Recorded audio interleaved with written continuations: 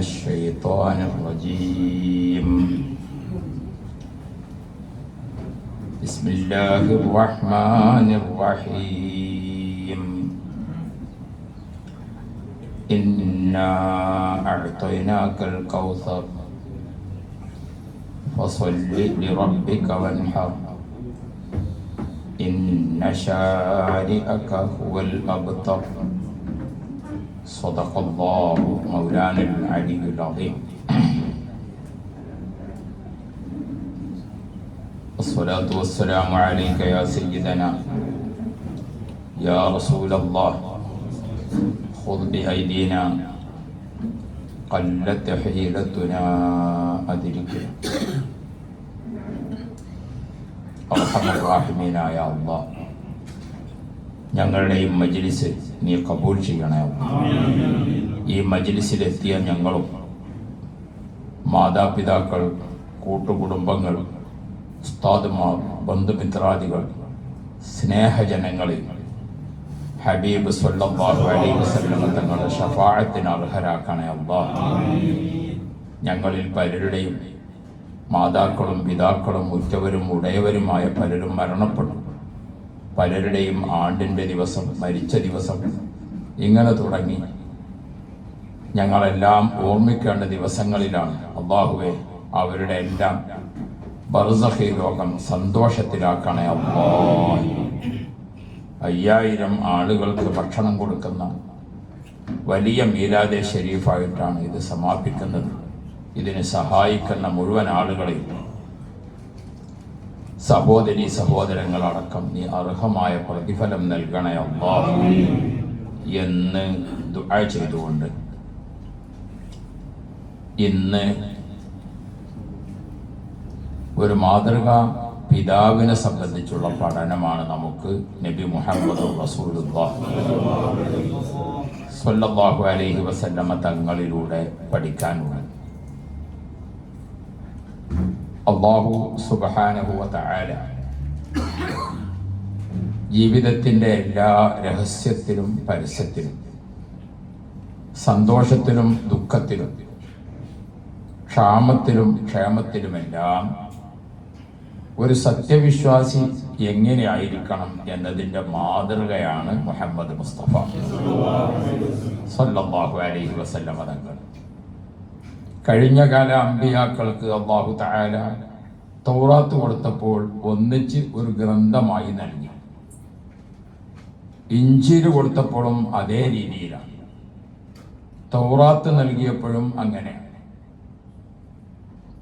അഷ്റഫുൽ ഖൽഖ് സ്വല്ലല്ലാഹു അലൈഹി വസല്ലമ തങ്ങൾക്ക് വിശുദ്ധ ഖുർആൻ നൽകിയത് 23 വർഷം കൊണ്ട്. ആ 23 വർഷത്തിൽ വിശുദ്ധ ഖുർആനിലെ കൽപ്പനകളും വിരോധനകളും ഏതെല്ലാം ആയത്തുകളിലുണ്ടോ, ആ ആയത്ത് അവതീർണമാകുന്നതോടുകൂടെ ആ കൽപ്പന മുസ്ലിമീങ്ങളിൽ നടപ്പായിട്ടുണ്ടാകും. ആ ആയത്ത് അവതീർണമാകുന്നതോടുകൂടെ ആ വിരോധന മുസ്ലിമീങ്ങൾ നടപ്പായിട്ടുണ്ടാകും. നിസ്കരിക്കണം എന്ന കൽപ്പനയുള്ള ആയത്ത് അത് അവതരിപ്പിച്ചു, അത് മുസ്ലിമീങ്ങളെ പഠിപ്പിച്ചു. പിന്നെ നിസ്കരിക്കാത്ത ആരും ഇല്ല. പലിശ വാങ്ങരുത് എന്ന നിരോധനം വന്നു. ആ ആയത്ത് ജനങ്ങളെ ഓതി കേൾപ്പിച്ചു. പിന്നെ അവിടെ പലിശ വാങ്ങുന്ന ആരും ഇല്ല. ഇങ്ങനെയാണ് മദീന മുനവ്വറ ഒരു ഇസ്ലാമിക് സൊസൈറ്റി ആകുന്നത്. ഈ രൂപത്തിലാണ് മക്ക ഫത്ഹായി വരുന്നത്. കൽപ്പനകളെ നടപ്പാക്കുന്നിടത്തും വിരോധനകളെ പൂർത്തീകരിക്കുന്നിടത്തും നബി സല്ലല്ലാഹു അലൈഹി വസല്ലമ തങ്ങൾ സ്വഹാബാക്കൾക്ക് മുമ്പിൽ വടിയെടുത്തിട്ടില്ല. അവരെ മറ്റേതെങ്കിലും രൂപത്തിൽ പ്രലോഭനങ്ങളും പ്രകോപനങ്ങളും ഉണ്ടായിട്ടില്ല. പിന്നെയോ അവർ നബി സല്ലല്ലാഹു അലൈഹി വസല്ലമ തങ്ങളെ കാണുകയാണ്. ഖുർആൻ പഠിപ്പിക്കുന്ന രീതി ഏതാണോ അതേപോലെ റസൂലുള്ളാഹി സ്വല്ലല്ലാഹു അലൈഹി വസല്ലം തങ്ങളെ അനുഭവിക്കാൻ അവർക്ക് സാധിക്കും. അപ്പൊ അവരെല്ലാറ്റിലും നബി സല്ലല്ലാഹു അലൈഹി വസല്ലമ തങ്ങളുടെ കൂടെ സ്വഹാബാക്കൾ പറയുന്നുണ്ട്, 3 ആയത്തുകൾ 10 ആയത്തുകൾ ഇങ്ങനെയാണ് അധിക സമയത്തും ഖുർആനിന്റെ അവതരണം. ആ ആയത്തുകൾ ഇറങ്ങിക്കഴിയുമ്പോൾ നബി കരീം സല്ലല്ലാഹു അലൈഹി വസല്ലമ അത് സ്വഹാബാക്കളെ ഓതി കേൾപ്പിക്കും. സ്വഹാബാക്കളെല്ലാം അപ്പോൾ തന്നെ അത് സ്വീകരിച്ചു. ആ ആയത്തിലുള്ള അറബി ഭാഷയുടെ ഗ്രാമർ സംബന്ധിയായ വിഷയങ്ങൾ, അറബി ഭാഷയിലെ സാഹിത്യ സംബന്ധമായ കാര്യങ്ങൾ, അറബി ഭാഷയിലെ ഘടനാപരമായ കാര്യങ്ങൾ, ഇങ്ങനെ സ്വഹാബാക്കൾ അതിനെ സംബന്ധിച്ച് നല്ലൊരു പഠനം. ആ ആയത്തിന്റെ പശ്ചാത്തലം, അതുമായി ബന്ധപ്പെട്ടുകൊണ്ടുള്ള ഒരു പഠനം, ആ ആയത്തിലുള്ള ഉത്ബോധനങ്ങൾ, ആ ആയത്തിലുള്ള കൽപ്പനകൾ, ആ ആയത്തിലുള്ള വിരോധനങ്ങൾ, ആ ആയത്തിൽ ഉത്ബോധിപ്പിച്ചിരിക്കുന്ന കാര്യങ്ങളിൽ നിർബന്ധമായി നടപ്പാക്കേണ്ട കാര്യങ്ങൾ, ഐച്ഛികമായി നടപ്പാക്കേണ്ട കാര്യങ്ങൾ, ആ ആയത്തിന്റെ കൽപ്പനയിൽ അടങ്ങിയിരിക്കുന്ന നിർബന്ധ വിരോധനകൾ, ഇങ്ങനെ തുടങ്ങി അതെല്ലാം സ്വഹാബാക്കൾ നബി സല്ലല്ലാഹു അലൈഹി വസല്ലമ തങ്ങളുടെ കൂടെ നിന്ന് പഠിക്കുകയാണ്. 6666 ആയത്ത് എന്നാണ് നമ്മൾ സാധാരണ പറയുക. നബി സല്ലല്ലാഹു അലൈഹി വസല്ലമ തങ്ങൾക്ക് കാര്യങ്ങൾ മുഴുവനും ബോധ്യമാകാൻ ആ ആയത്തുകൾ മതിയായി.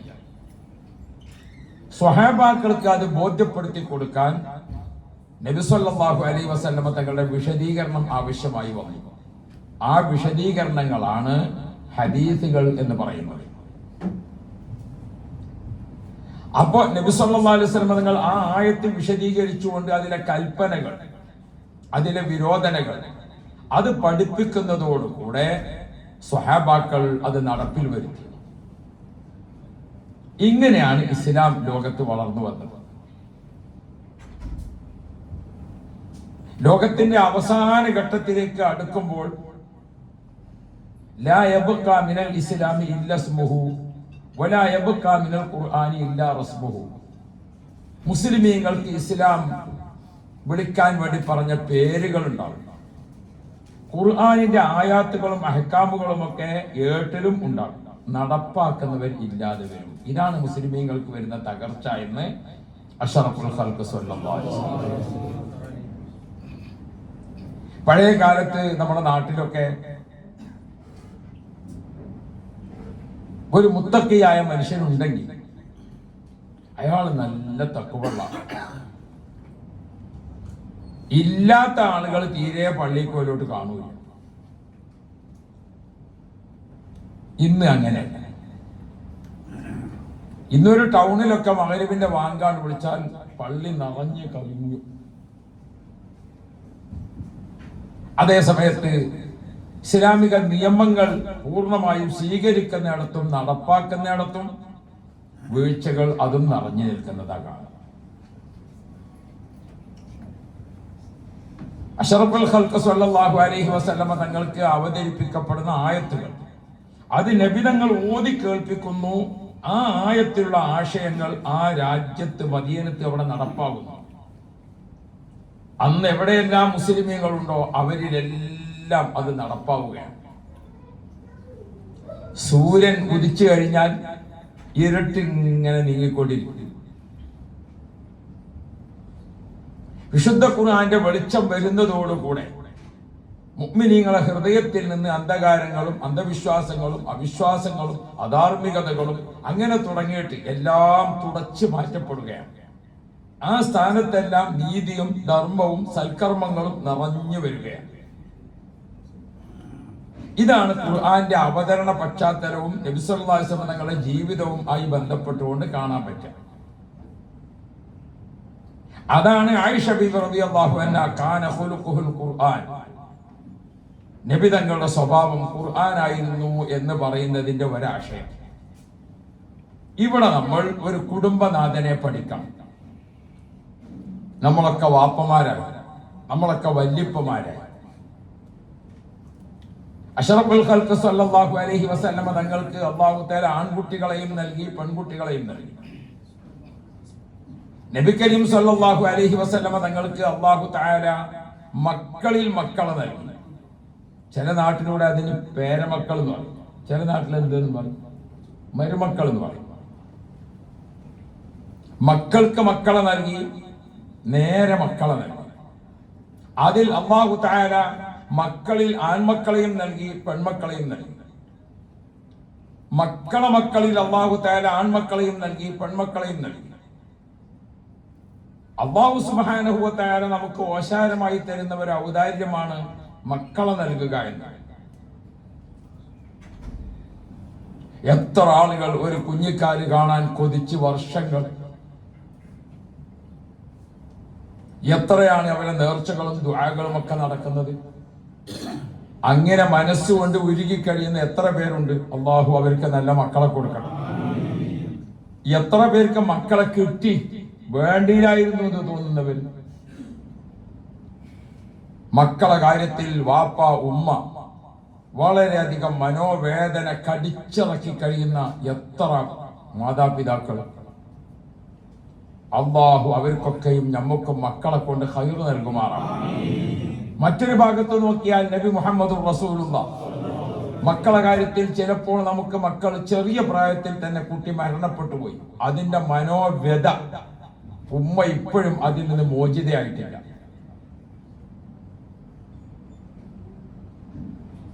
നല്ലൊരു പ്രതീക്ഷയിൽ ഇങ്ങനെ എത്തി നിൽക്കുന്ന സമയത്ത് മകൻ ഒരു ആക്സിഡന്റിലോ സ്വാഭാവികമായോ ഒക്കെ മരണപ്പെട്ടു.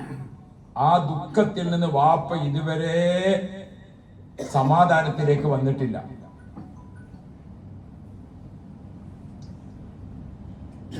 മക്കളെ കല്യാണം കഴിക്കുക എന്നത് ഒരു നിശ്ചിത സമയമാകുമ്പോൾ മാതാപിതാക്കളുടെ ഒരു വല്ലാത്ത അഭിലാഷമാണ്, ആഗ്രഹമാണ്. പെൺകുട്ടികളൊക്കെ ആണെങ്കിൽ ഉമ്മമാര് നേരത്തെ പറയാൻ തുടങ്ങും, നല്ലപോലെ പഠിച്ചോ, മറ്റുള്ളവരെ വീട്ടിൽ പോയി കഴിയേണ്ട പെണ്ണാണ് നീ എന്നൊക്കെ നമ്മളെ പഴയ ഉമ്മമാര് പറയും. അപ്പൊ ഒരു കുട്ടിക്ക് നിശ്ചിത സമയമാകുമ്പോൾ കല്യാണം ഏതൊരു ഉമ്മയും ഉപ്പയും വല്ലാത്ത ആഗ്രഹത്തിലും അഭിലാഷത്തിലും. നബി മുഹമ്മദ് മുസ്തഫ നമുക്കതിൽ മാതൃകയുണ്ട്. വളരെ ആനന്ദത്തോടു കൂടെ കല്യാണം കഴിഞ്ഞു. താമസിയാതെ അവര് തമ്മിൽ പിണങ്ങേണ്ടി വന്നു. അല്ലെങ്കിൽ അവര് തമ്മിൽ ഒരു പ്രശ്നവുമില്ല, കുടുംബത്തിന് വേണ്ടി തലാഖ് ചെല്ലേണ്ടി വന്നു. അങ്ങനെ എത്ര കുടുംബങ്ങൾ. നബി മുഹമ്മദ് റസൂലുള്ളാഹ് ഈ ദുഃഖം കടിച്ചിറക്കി ജീവിച്ചതിന്റെ ഉദാഹരണം നബിതങ്ങളുടെ ജീവിതത്തിലുണ്ട്. നബി സല്ലല്ലാഹു അലൈഹി വസല്ലമ തങ്ങൾക്ക് മക്കൾ നേരത്തെ തന്നെ മരണപ്പെട്ടു പോകുന്നത്, മക്കൾ റസൂലുള്ളാഹി സ്വല്ലല്ലാഹു അലൈഹി വസല്ലം കൂടെ ജീവിച്ച് കൂടെ നിൽക്കുന്നത്, എല്ലാറ്റിലും നമുക്ക് മാതൃക കാണാം. വിശുദ്ധ ഖുർആനിലെ 6000-ലധികം വരുന്ന ആയത്തുകളിൽ 1000 ചില്ലാനം ആയത്തുകളും ചരിത്രമാണ്. എന്തിനാണ് ഈ ചരിത്രങ്ങളൊക്കെ ഖുർആൻ ഇങ്ങനെ പറയുന്നത്? നബി സല്ലല്ലാഹു അലൈഹി വസല്ലം തങ്ങളുടെ സീറ പാരായണം നമ്മൾ ഇങ്ങനെ ചരിത്രങ്ങൾ കേൾക്കുന്നത് എന്തിനാണ്? ഒരു വിഷമം ഉണ്ടാവുമ്പോൾ നമുക്ക് തോന്നുക ഇന്ന അള്ളാഹ് ശിക്ഷിച്ചോ, എനിക്ക് മാത്രമേ ഇതുള്ളൂ എന്ന് വിചാരിക്കണ്ട. ഏതൊരു പ്രശ്നം നമ്മുടെ മുമ്പിൽ വരുമ്പോഴും ആ പ്രശ്നത്തെ മുന്നിൽ വെച്ച് സമാനമായി നബി സല്ലല്ലാഹു അലൈഹി വസല്ലം തങ്ങളുടെ ജീവിതത്തെ പരിശോധിച്ചാൽ അവിടെ നാം എന്ത് മാർഗം അവലംബിക്കണം എന്നത് നമ്മുടെ മുമ്പിൽ തെളിഞ്ഞു വരും. ചില സംഭവങ്ങളൊക്കെ നമ്മളിങ്ങനെ വായിക്കുമ്പോൾ സുബ്ഹാനല്ലാഹ്, ഈ ആയത്ത് ഇപ്പൊ എന്റെ ഈ കാര്യത്തിൽ ഇറങ്ങിയതാണോ എന്ന് തോന്നിപ്പോകും. ഈ ഹദീസ് എന്റെ വിഷയത്തിന് വേണ്ടി നബി തങ്ങൾ പറഞ്ഞതാണോ എന്ന് തോന്നിപ്പോകും. അത്രയധികമാണ് നബി മുഹമ്മദ് റസൂലുള്ളാഹ് മുത്ത് നബി സല്ലല്ലാഹു അലൈഹി വസല്ലം തങ്ങളുടെ ജീവിതം നമുക്ക്. ലഖദ് കാന ലക്കും ഫീ റസൂലില്ലാഹി ഉസ്വത്തുൻ ഹസന. ആയത്തിന്റെ വിശദീകരണം അടുത്ത ദിവസങ്ങളിൽ നമുക്ക് വരും. ഇവിടെ ഞാൻ പറയുന്നത് നബി കരീം സല്ലല്ലാഹു അലൈഹി വസല്ലമ തങ്ങളും ഒരു വാപ്പയായി, നബി സല്ലല്ലാഹു അലൈഹി വസല്ലമ തങ്ങളും ഒരു വല്ലിപ്പയായി ജീവിച്ചതിന്റെ നിരവധി സംഭവങ്ങൾ നമ്മുടെ മുമ്പിൽ കാണുകയാണ്. അതിൽ ദുഃഖങ്ങളുണ്ട്, അതിൽ പരീക്ഷണങ്ങളുണ്ട്, അതിൽ ഒട്ടേറെ വേദനാജനകമായ രംഗങ്ങളുണ്ട്. എന്തെല്ലാം വിഷയങ്ങൾ നിലനിൽക്കുന്നു റസൂലുള്ളാഹിന്റെ ആ കുടുംബ ജീവിതം. ഇന്നലെ വരെ നമ്മൾ സംസാരിച്ചു, നബി സല്ലല്ലാഹു അലൈഹി വസല്ലമ തങ്ങൾക്ക് മക്കളുള്ള ഭാര്യമാർ, മക്കളില്ലാത്ത ഭാര്യമാർ. നബി സല്ലല്ലാഹു അലൈഹി വസല്ലമ തങ്ങളുടെ പത്നിമാരെ കുറിച്ച് ഏകദേശമുള്ള ഒരു ചെറിയ ഓട്ടം നമ്മൾ നടത്തിയിട്ടുണ്ട്. നബി സല്ലല്ലാഹു അലൈഹി വസല്ലമ തങ്ങൾക്ക് അല്ലാഹു സുബ്ഹാനഹു വ തആല 7 മക്കളെ നൽകി. 3 ആൺമക്കളും 4 പെൺമക്കളും. അതിൽ ആദ്യത്തെ കുട്ടി ഖദീജ ബീബി റളിയല്ലാഹു അൻഹയ്ക്ക് ജനിക്കുന്നത് ഖാസിം എന്ന മോനാണ്. ആ കുട്ടിയിലേക്ക് ചേർത്തുകൊണ്ടാണ് നബി സല്ലല്ലാഹു അലൈഹി വസല്ലമ തങ്ങളെ അബുൽ ഖാസിം എന്ന് വിളിക്കുന്നത്. അറബികൾക്ക് ഇപ്പോഴും ആ പതിവുണ്ട്. മൂത്ത മകനിലേക്ക് ചേർത്തുകൊണ്ട് അബു മുഹമ്മദ്, അബു ഖാലിദ്, അബു താഹിർ എന്നിങ്ങനെ അറബികൾ വിളിക്കും. അത് നബി സല്ലല്ലാഹു അലൈഹി വസല്ലമ തങ്ങളുടെ ജീവിതത്തിലെ ഒരു ലാളിത്യത്തിന്റെ, പല ആളുകളും അവരെ മക്കൾ ജനിക്കുമ്പോൾ അവരെ തൂലികാനാമം, അവരെ സാധാരണ വിളിച്ചു വരുന്ന പേരുകളിലൊക്കെ മക്കളെ ചേർത്തുകൊണ്ട് നമ്മുടെ നാട്ടിലും ഒക്കെ ഉണ്ട് എത്രയോ ആളുകളാണ്. അത് റസൂൽ സല്ലല്ലാഹു അലൈഹി വസല്ലമ തങ്ങളിൽ നിന്ന് വന്ന ഒരു മാതൃക തന്നെയാണ്. അപ്പൊ ആദ്യത്തെ കുട്ടി ആൺകുട്ടി ഖാസിം എന്ന കുട്ടിയാണ്. ആ കുട്ടി അധിക താമസം ആകുന്നതിന് മുമ്പ് തന്നെ മരണപ്പെട്ടിട്ടുണ്ട്. രണ്ടാമത് നബി സല്ലല്ലാഹു അലൈഹി വസല്ലം തങ്ങൾ ജനിക്കുന്നത് ഒരു പെൺകുട്ടിയാണ്, റുഖയ്യ ബീവി റളിയല്ലാഹു അൻഹ. മൂന്നാമത് നബി സല്ലല്ലാഹു അലൈഹി വസല്ലം തങ്ങൾക്ക് ജനിച്ചിരിക്കുന്ന കുട്ടിയാണ് ഫാത്തിമത്ത് റളിയല്ലാഹു അൻഹ. നാലാമത് റസൂലുള്ളാഹിക്ക് ജനിച്ചിരിക്കുന്ന കുട്ടിയാണ് ഉമ്മു കുൽസൂം റളിയല്ലാഹു അൻഹ. അഞ്ചാമത് നബി സല്ലല്ലാഹു അലൈഹി വസല്ലം തങ്ങൾക്ക് ജനിച്ചിരിക്കുന്ന കുട്ടിയാണ് അബ്ദുള്ള എന്ന കുട്ടി. ഈ പറഞ്ഞ കുട്ടികളെല്ലാം കുല്ലുഹും മിൻ ഖദീജത്ത് റളിയല്ലാഹു അൻഹാ. ഈ കുട്ടികളെല്ലാം നബി സല്ലല്ലാഹു അലൈഹി വസല്ലം തങ്ങൾക്ക് ജനിക്കുന്നത് ബഹുമാനപ്പെട്ട ഖദീജ ബിബി റളിയല്ലാഹു അൻഹയിലാണ്. പിന്നീട് ഇബ്രാഹിം എന്ന ഒരു കുട്ടി, ഇന്നലെ നമ്മൾ ആ കുട്ടിയെ സംബന്ധിച്ച് ഏറെ സംസാരിച്ചിട്ടുണ്ട്. അത് മാരിയത്തുൽ ഖിബ്തിയ്യ റളിയല്ലാഹു അൻഹയിൽ നിന്നാണ് ആ കുട്ടി. ഇങ്ങനെ നബി സല്ലല്ലാഹു അലൈഹി വസല്ലം തങ്ങൾക്ക് അബ്ദുള്ള, ഖാസിം, ഇബ്രാഹിം എന്ന 3 ആൺകുട്ടികൾ. ആ 3 ആൺകുട്ടികളും അതേപോലെ നബി സല്ലല്ലാഹു അലൈഹി വസല്ലം തങ്ങൾക്ക് റുഖയ്യ, ഫാത്തിമ, ഉമ്മു കുൽസൂം പെൺകുട്ടികളെയും അല്ലാഹു സുബ്ഹാനഹു വ തആല നൽകി. സൈനബ് അടക്കമുള്ള 4 പെൺകുട്ടികളെ അല്ലാഹു സുബ്ഹാനഹു വ തആല നൽകി. 4 ആണും 3 പെണ്ണും. ഈ കുട്ടികൾക്കൊപ്പം നബി സല്ലല്ലാഹു അലൈഹി വസല്ലം തങ്ങൾ ഒരു കുടുംബനാഥനായി ജീവിക്കുമ്പോൾ ഒരു വാപ്പ മക്കളോടൊപ്പം ജീവിക്കേണ്ടത്. നബി സല്ലല്ലാഹു അലൈഹി വസല്ലം തങ്ങളുടെ ജീവിതത്തിൽ മക്കളും വാപ്പയും, നമ്മുടെ നാട്ടിലൊക്കെ ഇപ്പൊ സാധാരണഗതിയിൽ കുട്ടികൾ ഇങ്ങനെ വലുതായി വരുന്നതിനനുസരിച്ച് വാപ്പയും കുട്ടികളും അകന്നകന്ന് വരുന്ന ഒരു കാഴ്ചയാണ്. പ്രത്യേകിച്ച് ആൺകുട്ടികളാണ് അല്ലേ? ചെറുപ്പത്തിൽ നമ്മൾ കുട്ടികളെ ഓമനിക്കും, താലോലിക്കും, സന്തോഷിക്കും, കുട്ടികളൊപ്പം ചായ കുടിക്കും, കുട്ടികളൊപ്പം ഭക്ഷണം കഴിക്കും ഒക്കെ ഉണ്ടാകും. ആൺകുട്ടികൾ ഇങ്ങനെ വലുതായി വരുന്നതിനനുസരിച്ച് വാപ്പ കുട്ടിയുമായിട്ട് അകന്ന് അകന്ന് അകന്ന് ഇങ്ങനെ ഒരു കാഴ്ച കാണണം. ചിലപ്പോൾ നമ്മുടെ ചില പിതാക്കളൊക്കെ ചില വീടുകളിലേക്കൊക്കെ നമ്മൾ ഭക്ഷണത്തിനും മറ്റുമൊക്കെ പലപ്പോഴും പല നാട്ടിലും പോകുകയാണ്. അപ്പൊ നമ്മൾ മനസ്സുകൊണ്ട് വേദനിക്കും. ചിലപ്പോൾ മക്കളെ കുറ്റപ്പെടുത്തിക്കൊണ്ട് വാപ്പ സംസാരിക്കും. ഒരു വാപ്പാക്ക് 3 മക്കളാണ്. അപ്പൊ വാപ്പ നമ്മളോട് പറയാണ്, ഉസ്താദെ ഇതെന്റെ ചെറിയ കുട്ടി നല്ല കുട്ടിയാണ്, ഇപ്പൊ സഹറത്തിൽ ചേർത്തിട്ടുള്ളൂ, നല്ല ബുദ്ധിയാണ്, അൽഹംദുലില്ലാഹ്. രണ്ടാമത്തെ കുട്ടി അതിന്റെ മോളാണ്. ഇവളിതാ ഞാൻ റബീഉൽ അവ്വലിലൊക്കെ കിസ് മത്സരത്തിലൊക്കെ ഓൾക്കാണ് ഫസ്റ്റ്. 2 ചെറിയ കുട്ടികളെ കാണിച്ചത്. മൂന്നാമത്തെ മോനുണ്ട്, വാപ്പാക്കി കൂടെ നിൽക്കണം. അതിനൊക്കെ അതാ ഒരു സാധനം ഒരു വസ്തുവിനും പറ്റില്ല. ഇവരെ നിങ്ങളുമാണെങ്കിൽ എവിടെയെങ്കിലും കൊണ്ട് ചേർത്തിയാലും മതി. അപ്പൊ ആ കുട്ടിയുടെ മനസ്സിൽ വാപ്പാനെ ശരിക്ക് വാപ്പയായതുകൊണ്ടാണ്, അല്ലെങ്കിൽ ആ വാപ്പയോട് നല്ലൊരു പ്രതികാര മനസ്സ് ആ 10 വയസ്സുകാരന്റെ, ആ 12 വയസ്സുകാരന്റെ, ആ 13കാരന്റെ, ആ 14കാരന്റെ മനസ്സിൽ ഉറച്ചിട്ടുണ്ട്. അത് അവന്റെ മനസ്സിൽ ഇൻഷാ അല്ലാഹ് മഞ്ഞപ്പിത്തം പിടിച്ച പോലെ എത്ര കൊല്ലം കഴിഞ്ഞാലും ഒരു ചെറിയ അടയാളം മാറാതെ അവന്റെ മനസ്സിലുണ്ടാവും. അങ്ങനെയാണ് പല മക്കളും വാപ്പാക്കെതിരെ തിരിയുന്നത് എന്ന് മനഃശാസ്ത്രം പഠിപ്പിക്കുന്നതിനെ നമ്മൾ അറിയാതെ പോകരുത്. കാരണം നിങ്ങളായാലും ഞാനായാലും ഒരു വീട്ടിലേക്ക് കയറി വന്ന അതിഥിയാണ് നമ്മൾ. ആ അതിഥിയുടെ മുമ്പിൽ വാപ്പ 3 മക്കളെയും ഒരുമിച്ച് ഇങ്ങനെ ഇരുത്തി പിടിച്ചു നിൽക്കുകയാണ്. അപ്പൊ അങ്ങനെ ആദ്യത്തെ കുട്ടിനെ പരിചയപ്പെടുത്തിയപ്പോ രണ്ടാമത്തെ കുട്ടി ഇന്റത് പറയുന്നുള്ള ആകാംക്ഷയിൽ നിൽക്കുക സ്വാഭാവികല്ലേ കുട്ടിക്ക്. രണ്ടാമത്തെ കുട്ടിയെ പറ്റി പറഞ്ഞപ്പോ പിന്നെ മൂന്നാമത്തോ ഞാനല്ലേ വാപ്പാന്റെ ആദ്യത്തെ കുട്ടി, എന്നെ പറ്റി ഇനി നല്ല ഉഷാറിൽ പറയുന്നുള്ള രീതിയിൽ ഇങ്ങനെ നിൽക്കുമ്പോഴാണ് വാപ്പ ആകെ തകർത്ത രീതിയിൽ സംസാരിക്കുന്നത്. അതിഥിയുടെ മുമ്പിൽ, വിരുന്നുകാരന്റെ മുമ്പിൽ, ഒരു ഉസ്താദിന്റെ മുമ്പിൽ, ഒരു വിരുന്ന് വന്ന ആരായാലും അദ്ദേഹത്തിന് മുമ്പിൽ വാപ്പ കുട്ടിയെ ഈ രൂപത്തിൽ പരിചയപ്പെടുത്തിയപ്പോൾ ഉണ്ടായ കുട്ടിയുടെ മാനസിക സംഘർഷം അവന്റെ മനസ്സിൽ നിലനിൽക്കുന്നുണ്ട്. അതൊരു CC ക്യാമറയാണ്. CC ക്യാമറയിൽ നിന്ന് പെട്ടെന്ന് മാഞ്ഞു പോകും. ഇത് വാപ്പാര് അറിയാതെ പോകരുത്, ഇത് ഉമ്മാര് അറിയാതെ പോകരുത്. അതേ സമയത്ത് നമ്മൾ അവിടെ വേണ്ടത് എങ്ങനെയായിരുന്നു? മൂത്ത മകന്റെ അടുത്ത് അങ്ങനെ കുറച്ച് ചെറിയ പിശക് ഉണ്ടെങ്കിൽ തന്നെ ഉസ്താദേ ഇതെന്റെ മൂത്ത മോനാണ് എന്റെ പ്രതീക്ഷ, ഇവരൊക്കെ ഇനി നോക്കേണ്ടത് അവനാണ്,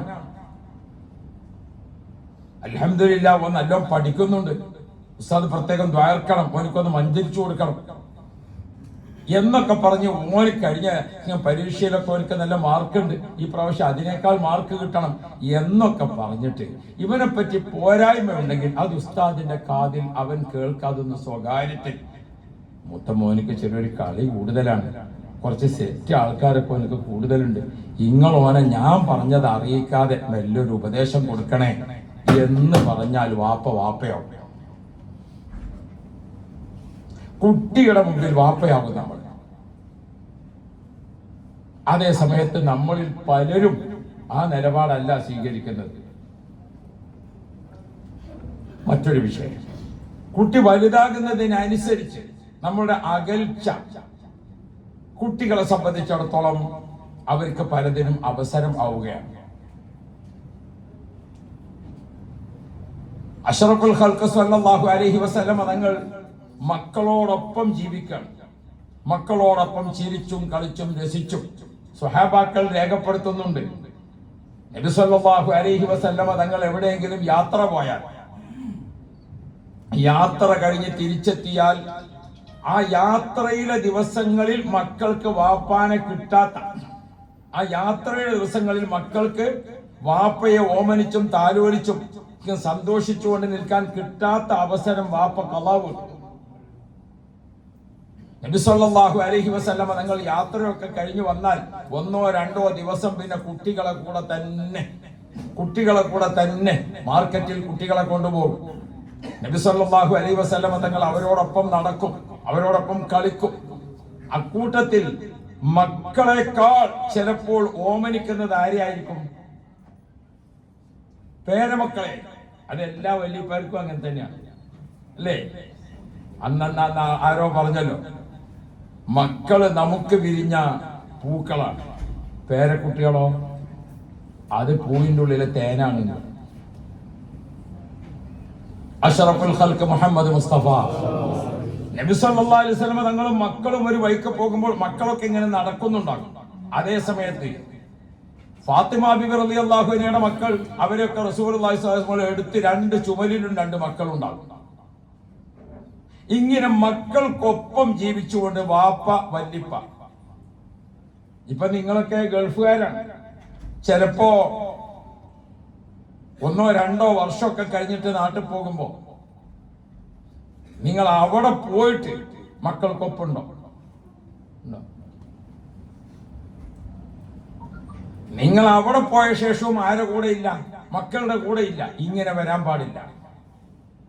വാപ്പ മക്കൾക്ക് മുമ്പിൽ ഒരു പോസ്റ്റ്മാൻ ആകരുത്. വാപ്പ മക്കൾക്ക് മുമ്പിൽ ഒരു ATM ബോക്സ് ആകരുത്. കുട്ടികൾക്ക് പണം ആവശ്യമാകുമ്പോൾ വാപ്പാന്റെ അടുത്തേക്ക് നെക്കിക്കൊടുത്താൽ എന്ത് കിട്ടും? പണം കിട്ടും. കുട്ടികൾക്ക് അത്യാവശ്യമുള്ള പല വിഷയം ഉണ്ടെങ്കിൽ വാപ്പാനോട് പറഞ്ഞാൽ എന്ത് കിട്ടും? ഒരു മറുപടി കിട്ടും. അങ്ങനെ നമ്മളൊരു ATM ബോക്സും ഒരു പോസ്റ്റ്മാനും ആയിട്ടല്ല മക്കളൊപ്പം. നബി മുഹമ്മദ് മുസ്തഫ നബി കരീം സല്ലല്ലാഹു അലൈഹി വസല്ലമ തങ്ങൾ മക്കൾക്കൊപ്പം പേരമക്കൾക്കൊപ്പം കളിച്ചും ചിരിച്ചും രസിച്ചും അതോടൊപ്പം ത്വാഹ റസൂലുള്ളാഹി സല്ലല്ലാഹു അലൈഹി വസല്ലമ തങ്ങളുടെ ജീവിതം കുട്ടികൾ ഇങ്ങനെ കണ്ട് പകർത്താൻ, അതായത് വാപ്പയോട് എതിര് നിൽക്കാൻ, വാപ്പയോട് വെറുപ്പ് പ്രകടിപ്പിക്കാൻ, വാപ്പാനോട് ഒരു വിഷമം തോന്നുക എന്ന് പറഞ്ഞാൽ മക്കൾക്ക് അതില്ല. കാരണം ഉപ്പ അവർക്ക് കൊടുക്കുന്ന ഒരു വല്ലാത്ത സ്നേഹം, അതാണ് മക്കളെ കൂടെ നിന്നുകൊണ്ട് പിതാക്കൾ പ്രത്യേകം ശ്രദ്ധിക്കണം. ഉമ്മാരും മക്കളും പിന്നെ എപ്പോഴും ഒപ്പാണ്, ഉമ്മാരും മക്കളും എപ്പോഴും ചേർന്ന് നിൽക്കും.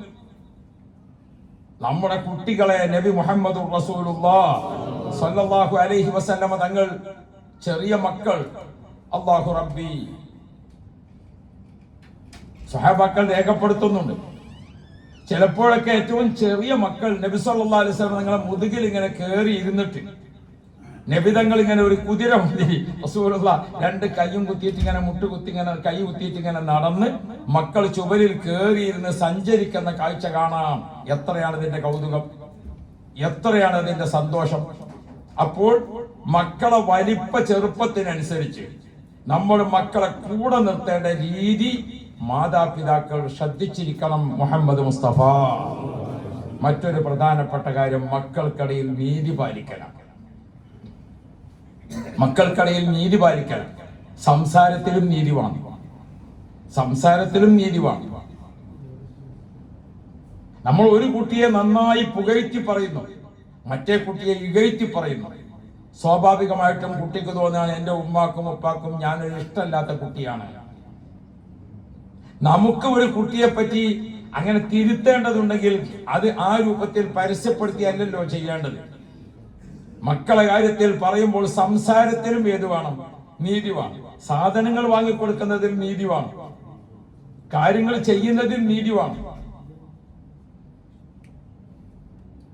അഷ്റഫുൽ ഖൽഖ് സല്ലല്ലാഹു അലൈഹി വസല്ലമ ഒരു വീടിന്റെ, ഒരു മാതാപിതാക്കൾ മക്കളുടെ ആ കുടുംബ ജീവിതത്തിൽ ഇതൊക്കെ പഠിപ്പിച്ചിട്ടുണ്ട്.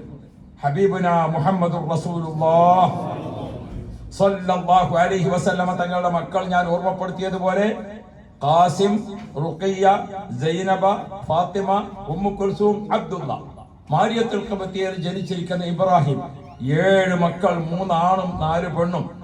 ഈ മക്കളെ കൂടെ ഒരു ഉപ്പയായി റസൂലുള്ളാഹി സ്വല്ലല്ലാഹു അലൈഹി വസല്ലം നിങ്ങൾ ജീവിക്കുമ്പോൾ ബഹുമാനപ്പെട്ട അബ്ദുള്ള എന്ന കുട്ടി, ആ കുട്ടി ജനിക്കുന്നത് നബി സല്ലല്ലാഹു അലൈഹി വസല്ലം നിങ്ങൾക്ക് നുബുവത്തിന്റെ ശേഷമാണ്. അബ്ദുള്ള എന്ന കുട്ടി ജനിക്കുന്നത് റസൂൽ സല്ലല്ലാഹു അലൈഹി വസല്ലം നുബുവത്ത് കിട്ടിയ ശേഷമാണ്. നുബുവത്ത് കിട്ടിയ ശേഷം ജനിച്ചിരിക്കുന്ന അബ്ദുള്ള എന്ന കുട്ടി, നേരത്തെ കാസിം എന്ന കുട്ടി ജനിച്ചു, അത് നുബുവത്തിന് മുമ്പായതുകൊണ്ട് അന്ന് മരണപ്പെട്ടപ്പോൾ അത് ആരുടെ അടുത്തും വാർത്തയല്ല. അന്ന് നബി തങ്ങൾ ഞാൻ നബിയാണെന്ന് പ്രഖ്യാപിക്കാൻ ഓർഡർ കിട്ടിയിട്ടില്ല. നബി സല്ലല്ലാഹു അലൈഹി വസല്ലം നേരത്തെ നബിയാണ്, പക്ഷെ സമൂഹ മധ്യത്തിൽ പ്രഖ്യാപനം 40-ാമത്തെ വയസ്സിലാണ്. ആ 40-ാമത്തെ വയസ്സ് കഴിഞ്ഞ് നബിയാണെന്ന പ്രഖ്യാപനത്തിന് ശേഷമാണ് അബ്ദുള്ള എന്ന കുട്ടി ജനിക്കുന്നതും ആ കുട്ടി വഫാത്താകുന്നതും. അപ്പൊ സ്വാഭാവികമായിട്ടും ആളുകളെ കുസുകുസു തുടങ്ങി.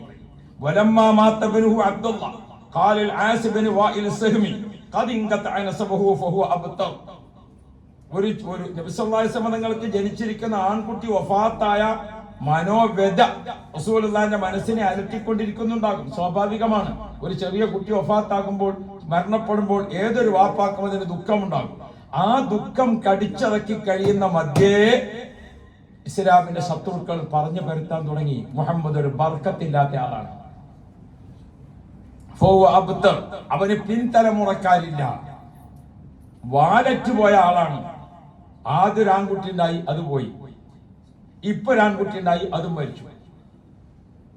ഇത് നബി സല്ലല്ലാഹു അലൈഹി വസല്ലമ തങ്ങളെ വല്ലാതെ ഇകഴ്ത്തിക്കൊണ്ടും പരിഹസിച്ചുകൊണ്ടും ആസ് ബിൻ വാഇൽ സഹ്മി എന്ന് പറഞ്ഞ ആളാണ് ആദ്യം അത് പ്രഖ്യാപിച്ചത്. ആ സമയത്ത് നബി തങ്ങളെ മനസ്സ് ഒന്ന് വേദനിച്ചു. കുട്ടി പോയ വേദന വേണം, അതിന്റെ പുറമെ നാട്ടുകാരുടെ ഈ സംസാരം. ആ സമയത്താണ് അല്ലാഹു സുബ്ഹാനഹു വ തആല നബി മുഹമ്മദ് റസൂലുള്ളാഹി മുത്ത് നബിയെ സമാധാനിപ്പിച്ചുകൊണ്ടും ആശ്വസിപ്പിച്ചുകൊണ്ടും വിശുദ്ധ ഖുർആനിലെ 3 ആയത്തുകളുള്ള അതിപ്രധാനപ്പെട്ട ഒരു സൂറത്ത് വരുന്നത് സൂറത്തുൽ കൗസർ. ഇന്നാ അഅ്തൈനാകൽ കൗസർ.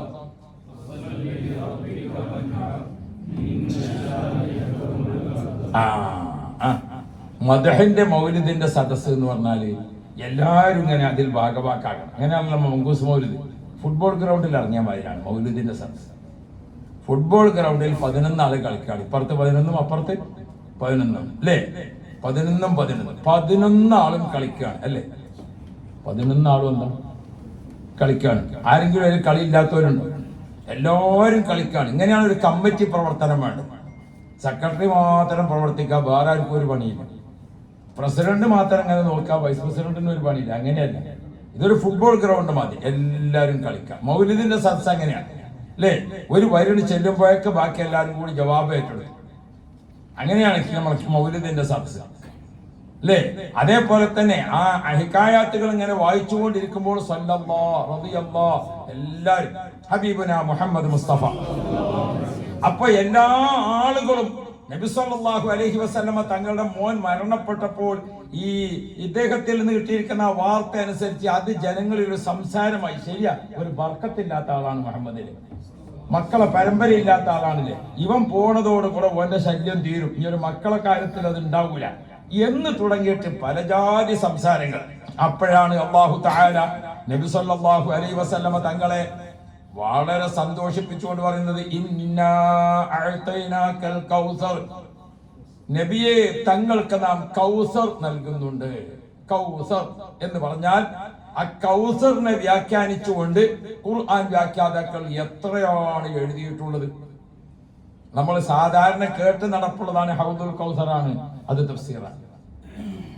അതേ സമയത്ത് അൽ കൗസർ എന്ന് പറഞ്ഞാൽ ഖൈറുൻ കസീർ, എണ്ണിയാൽ തീരാത്ത അനുഗ്രഹങ്ങൾ, എണ്ണിയാൽ തീരാത്ത നന്മകൾ, എണ്ണിയാൽ തീരാത്ത ഖൈറ് അല്ലാഹു തങ്ങൾക്ക് നിശ്ചയിച്ചിട്ടുണ്ട് എന്ന് പറഞ്ഞുകൊണ്ട് ഇന്നാ അഅ്തൈനാകൽ കൗസർ.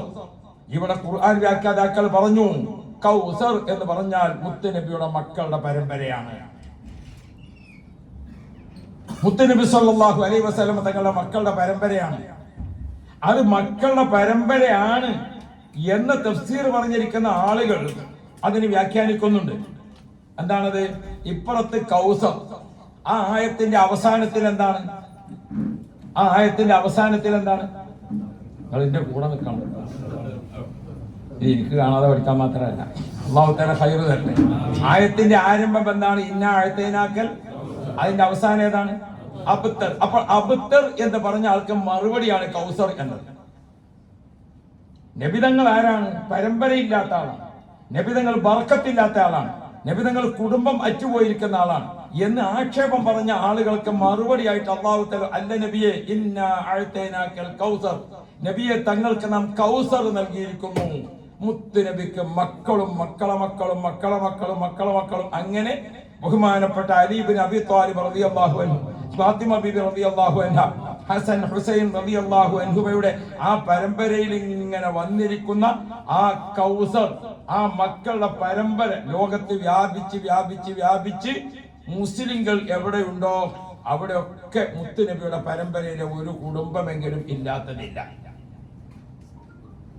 അഹ്ലു ബൈത്ത് എത്രയാണ്? കൗസർ ഖൈറുൻ കസീർ. ആക്ഷേപിച്ചവർക്ക് മറുപടിയാണ്. അതേ സമയത്ത് ആ ആക്ഷേപം ഏറ്റുപിടിച്ചിരിക്കുന്ന ആളുകളുണ്ടായിരുന്നു. ആസിബിൻ വാഇൽ അത് പറഞ്ഞപ്പോൾ അതിനെ ഏറ്റുപിടിച്ചിരിക്കുന്ന ആളാണ് അബൂലഹബ്, അതിനെ ഏറ്റുപിടിച്ചിരിക്കുന്ന ആളാണ് അബൂജഹൽ, അതിനെ ഏറ്റുപിടിച്ചിരിക്കുന്ന ആളുകളാണ് അവിടുത്തെ ശത്രുക്കളൊക്കെ. അവരെ മക്കളെ പരമ്പര അവിടെ എവിടെയുള്ളത്? നിങ്ങൾ ആരെങ്കിലും കണ്ടോ? റസൂലുള്ളാഹിന്റെ ഏറ്റവും വലിയ ശത്രുവാണ് പിന്നെ അബൂജഹൽ. അബൂജഹലിന്റെ പരമ്പരയിൽപ്പെട്ട ആളാണെന്ന് പറഞ്ഞിട്ടൊരു കുട്ടിനെ കാണാണ്ടോ? ഉണ്ടോ? അബൂലഹബിന്റെ പരമ്പരയിൽപ്പെട്ട ആളാണെന്ന് പറഞ്ഞിട്ടൊരു കുട്ടിനെ കാണാണ്ടോ? അബ്തർ.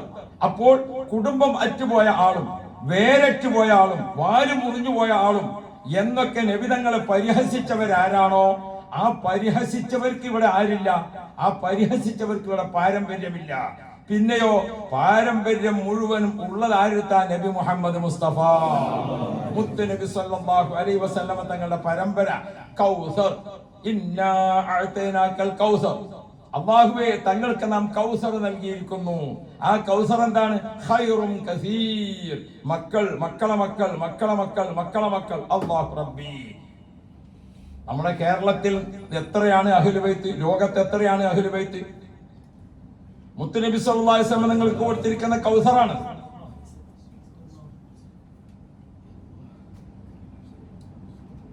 അപ്പൊ ആക്ഷേപിക്കുന്ന ആളുകൾക്ക് ഒരു പ്രത്യേകതയുണ്ട്.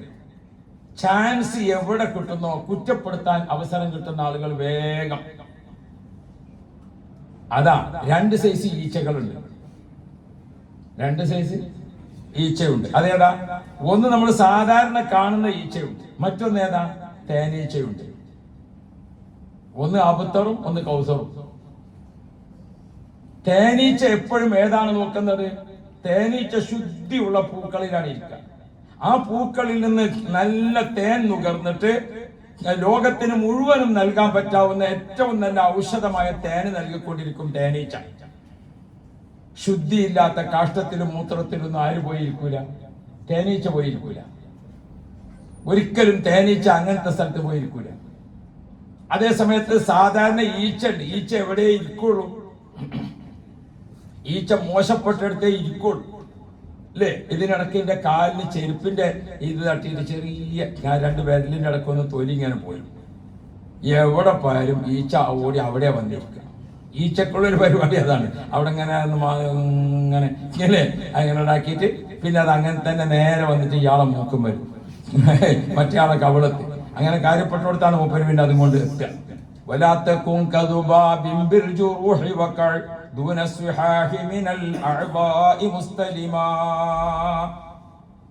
ഈച്ചയുടെ സ്വഭാവം നിങ്ങൾ ഒരിക്കലും സ്വീകരിക്കരുതേ എന്ന് മഹാന്മാർ നമ്മെ ഉണർത്തുന്നുണ്ട്. ഹബീബ് മുഹമ്മദ് മുസ്തഫ എന്തെങ്കിലും ഒരു ചെറിയ അവസരം കിട്ടുമ്പോൾ ഉത്തരവാദപ്പെട്ടവരെ ഒന്ന് പരിഹസിക്കാം, അവരെ ഒന്ന് കളിയാക്കാം.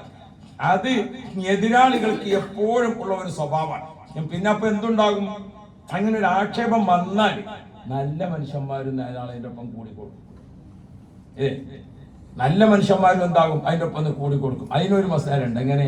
കാറ്റടിക്കാതെ ഇല ഇളകുവോ എന്തെങ്കിലുമൊക്കെ ഉണ്ടാവും. അല്ല പറയണ അത്ര തന്നെ അല്ലെങ്കിലും കുറച്ചുണ്ടാവും. കുറച്ചും എന്റെ വക പറഞ്ഞതായിരിക്കും.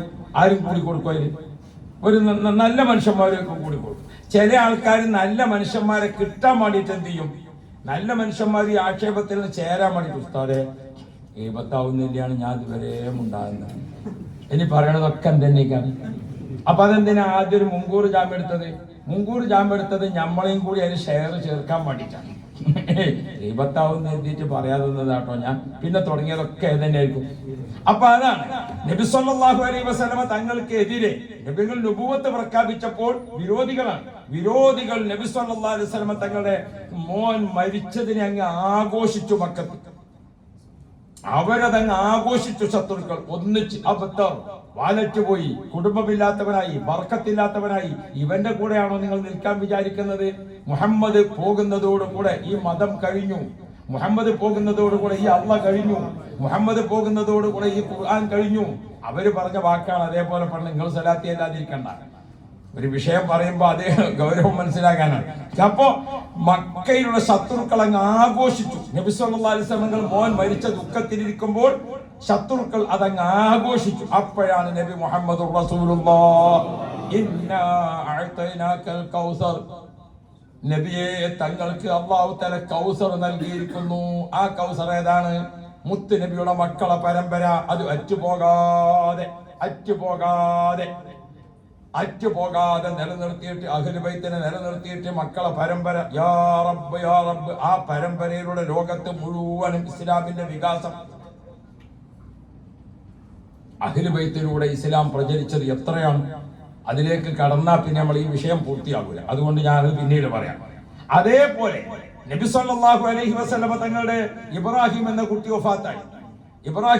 വഫാത്തായപ്പോൾ നബി തങ്ങൾ മദീനയിൽ നിറഞ്ഞു നിൽക്കുന്ന സമയമാണ്.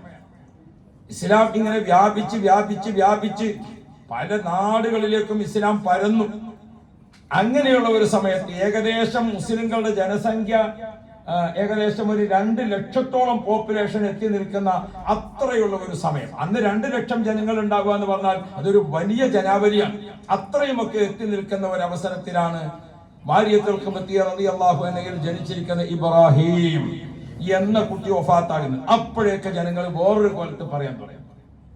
അപ്പോഴാണ് ആളുകൾ, ഇന്നലെ ഞാൻ പറഞ്ഞത്, കസഫത്തി ശംസു, സൂര്യൻ എന്ന് എന്തുണ്ടായി, സൂര്യഗ്രഹണം ഉണ്ടായി. അപ്പൊ ജനങ്ങളൊക്കെ പറഞ്ഞു കസഫത്തി ശംസു, സൂര്യന് ഇതിന്റെ മൗത്ത് ഇബ്രാഹിം എന്ന കുട്ടി മരിച്ചത് കൊണ്ടാണ് സൂര്യഗ്രഹണം. ഒന്നും പറയാനില്ലെങ്കിലും എന്തെങ്കിലും ഒന്ന് അല്ലേ. പണ്ടൊരാൾ ഭക്ഷണം കഴിച്ച് നന്നായിട്ട് വയറാകാൻ നിറഞ്ഞിങ്ങനെ നിറങ്ങാൻ നിൽക്കുമ്പോൾ ഒരാൾ പറഞ്ഞു, ജാസ്തി ആയിക്കണമെങ്കിൽ ഒരു വിരലിട്ടിട്ട് ഛർദ്ദിച്ചളാ, വിരല് കൊള്ളുമെങ്കിൽ ഒരു പയം തിന്നൂടെ.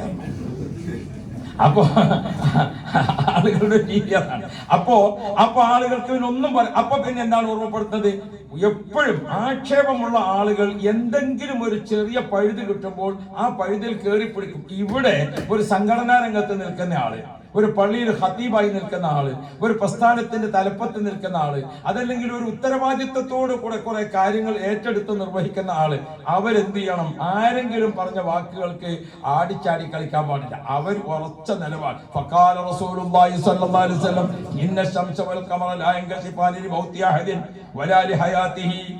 ഒരാൾ ജനിച്ചു, ഒരാൾ മരിച്ചു, അതിന്റെ പേരിലല്ല സൂര്യനും ചന്ദ്രനും സഞ്ചരിക്കുന്നതും ഗ്രഹണം സംഭവിക്കുന്നതും. ഗ്രഹണം സംഭവിക്കുമ്പോൾ നിങ്ങൾ നിസ്കരിക്കുക, അള്ളാഹുവിനോട് ദുആ ചെയ്യുക. നബി തങ്ങൾ അതിനെ തിരുത്തി. ഹബീബായ മുഹമ്മദുർ റസൂലുള്ളാഹ് 2-3 ആൺകുട്ടികൾ ജനിച്ചു, കാസിം, അതേപോലെ തന്നെ അബ്ദുള്ള, ഇബ്രാഹിം. 3 കുട്ടികളും ചെറിയ പ്രായത്തിൽ തന്നെ നബി തങ്ങൾക്ക് വഫാത്തായി പോയിട്ടുണ്ട്. നമ്മൾ ഓർക്കണം. പിന്നെ നബി സല്ലല്ലാഹു അലൈഹി വസല്ലം തങ്ങൾക്ക് ഉണ്ടാകുന്ന പെൺകുട്ടികളാണ്. ആ പെൺകുട്ടികൾ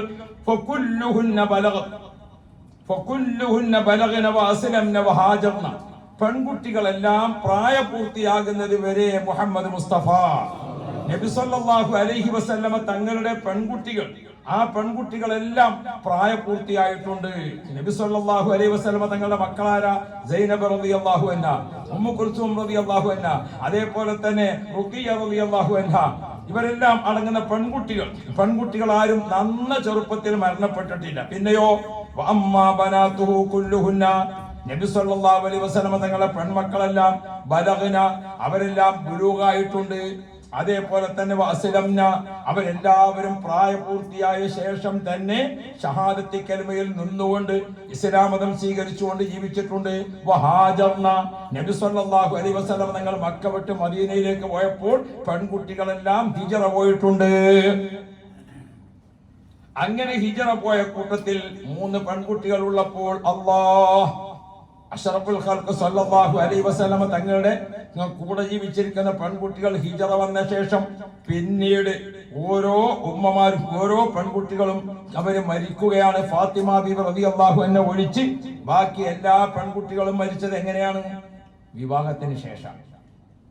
എല്ലാവരും മരിക്കുന്നത് വിവാഹത്തിന് ശേഷം. നബി മുഹമ്മദ് റസൂലുള്ളാഹ് നബി സല്ലല്ലാഹു അലൈഹി വസല്ലം തങ്ങൾ കല്യാണം കഴിച്ചു കൊടുത്ത സൈനബ് എന്ന മോള്, പെൺകുട്ടികളെ കൂട്ടത്തിലെ സൈനബ് എന്ന മോളെ കല്യാണം കഴിച്ചിരിക്കുന്നത് അബുൽ ആസിബ് റബീഅ. അദ്ദേഹമാണ് സൈനബ് എന്ന മോളെ കല്യാണം കഴിച്ചത്. നബി സല്ലല്ലാഹു അലൈഹി വസല്ലം തങ്ങളുടെ മറ്റു 2 മക്കൾ അതാരാ? അത് ഉമ്മു കുൽസൂം റുഖിയയും. അവരെ 2 പേരെയും റസൂലുള്ള കല്യാണം കഴിച്ചത് ഒരേ വീട്ടിലാണ്. അബൂലഹബിന്റെ 2 മക്കളാണ് ഉത്ബത്തും ഉതൈബത്തും. അബൂലഹബിന്റെ 2 മക്കളാണ് ഉത്ബത്തും ഉതൈബത്തും. നബിതങ്ങൾ ആ 2 ജ്യേഷ്ഠ അനുജന്മാർ, അവരെ കൊണ്ടാണ് റസൂലുള്ളാഹിന്റെ 2 മക്കളെ കല്യാണം കഴിച്ചു കൊടുത്തിരിക്കുന്നത്. നബിതങ്ങളെ കല്യാണത്തിലൊക്കെ എന്തുണ്ട്? ഇസ്ലാം മതത്തിന്റെ ഒരു പ്രത്യേകമായ സാഹചര്യം ഒരിക്കലുണ്ട്. നമ്മൾ വിവാഹത്തിൽ പറഞ്ഞതുപോലെ മക്കളെ കല്യാണത്തിലും കാണാൻ പറ്റും. അബൂലഹബ് ഇവിടുത്തെ വലിയ തറവാട്ടുകാരനാ. അപ്പൊ അവന്റെ കുടുംബത്തിലേക്ക് മക്കളെ കെട്ടിച്ചു കൊടുത്താൽ അതൊരു വലിയ അനുഗ്രഹമാകും, ഇസ്ലാമിന്റെ വളർച്ചക്ക് അതൊരു കാരണമാകും എന്ന് മുഹമ്മദ് മുസ്തഫ.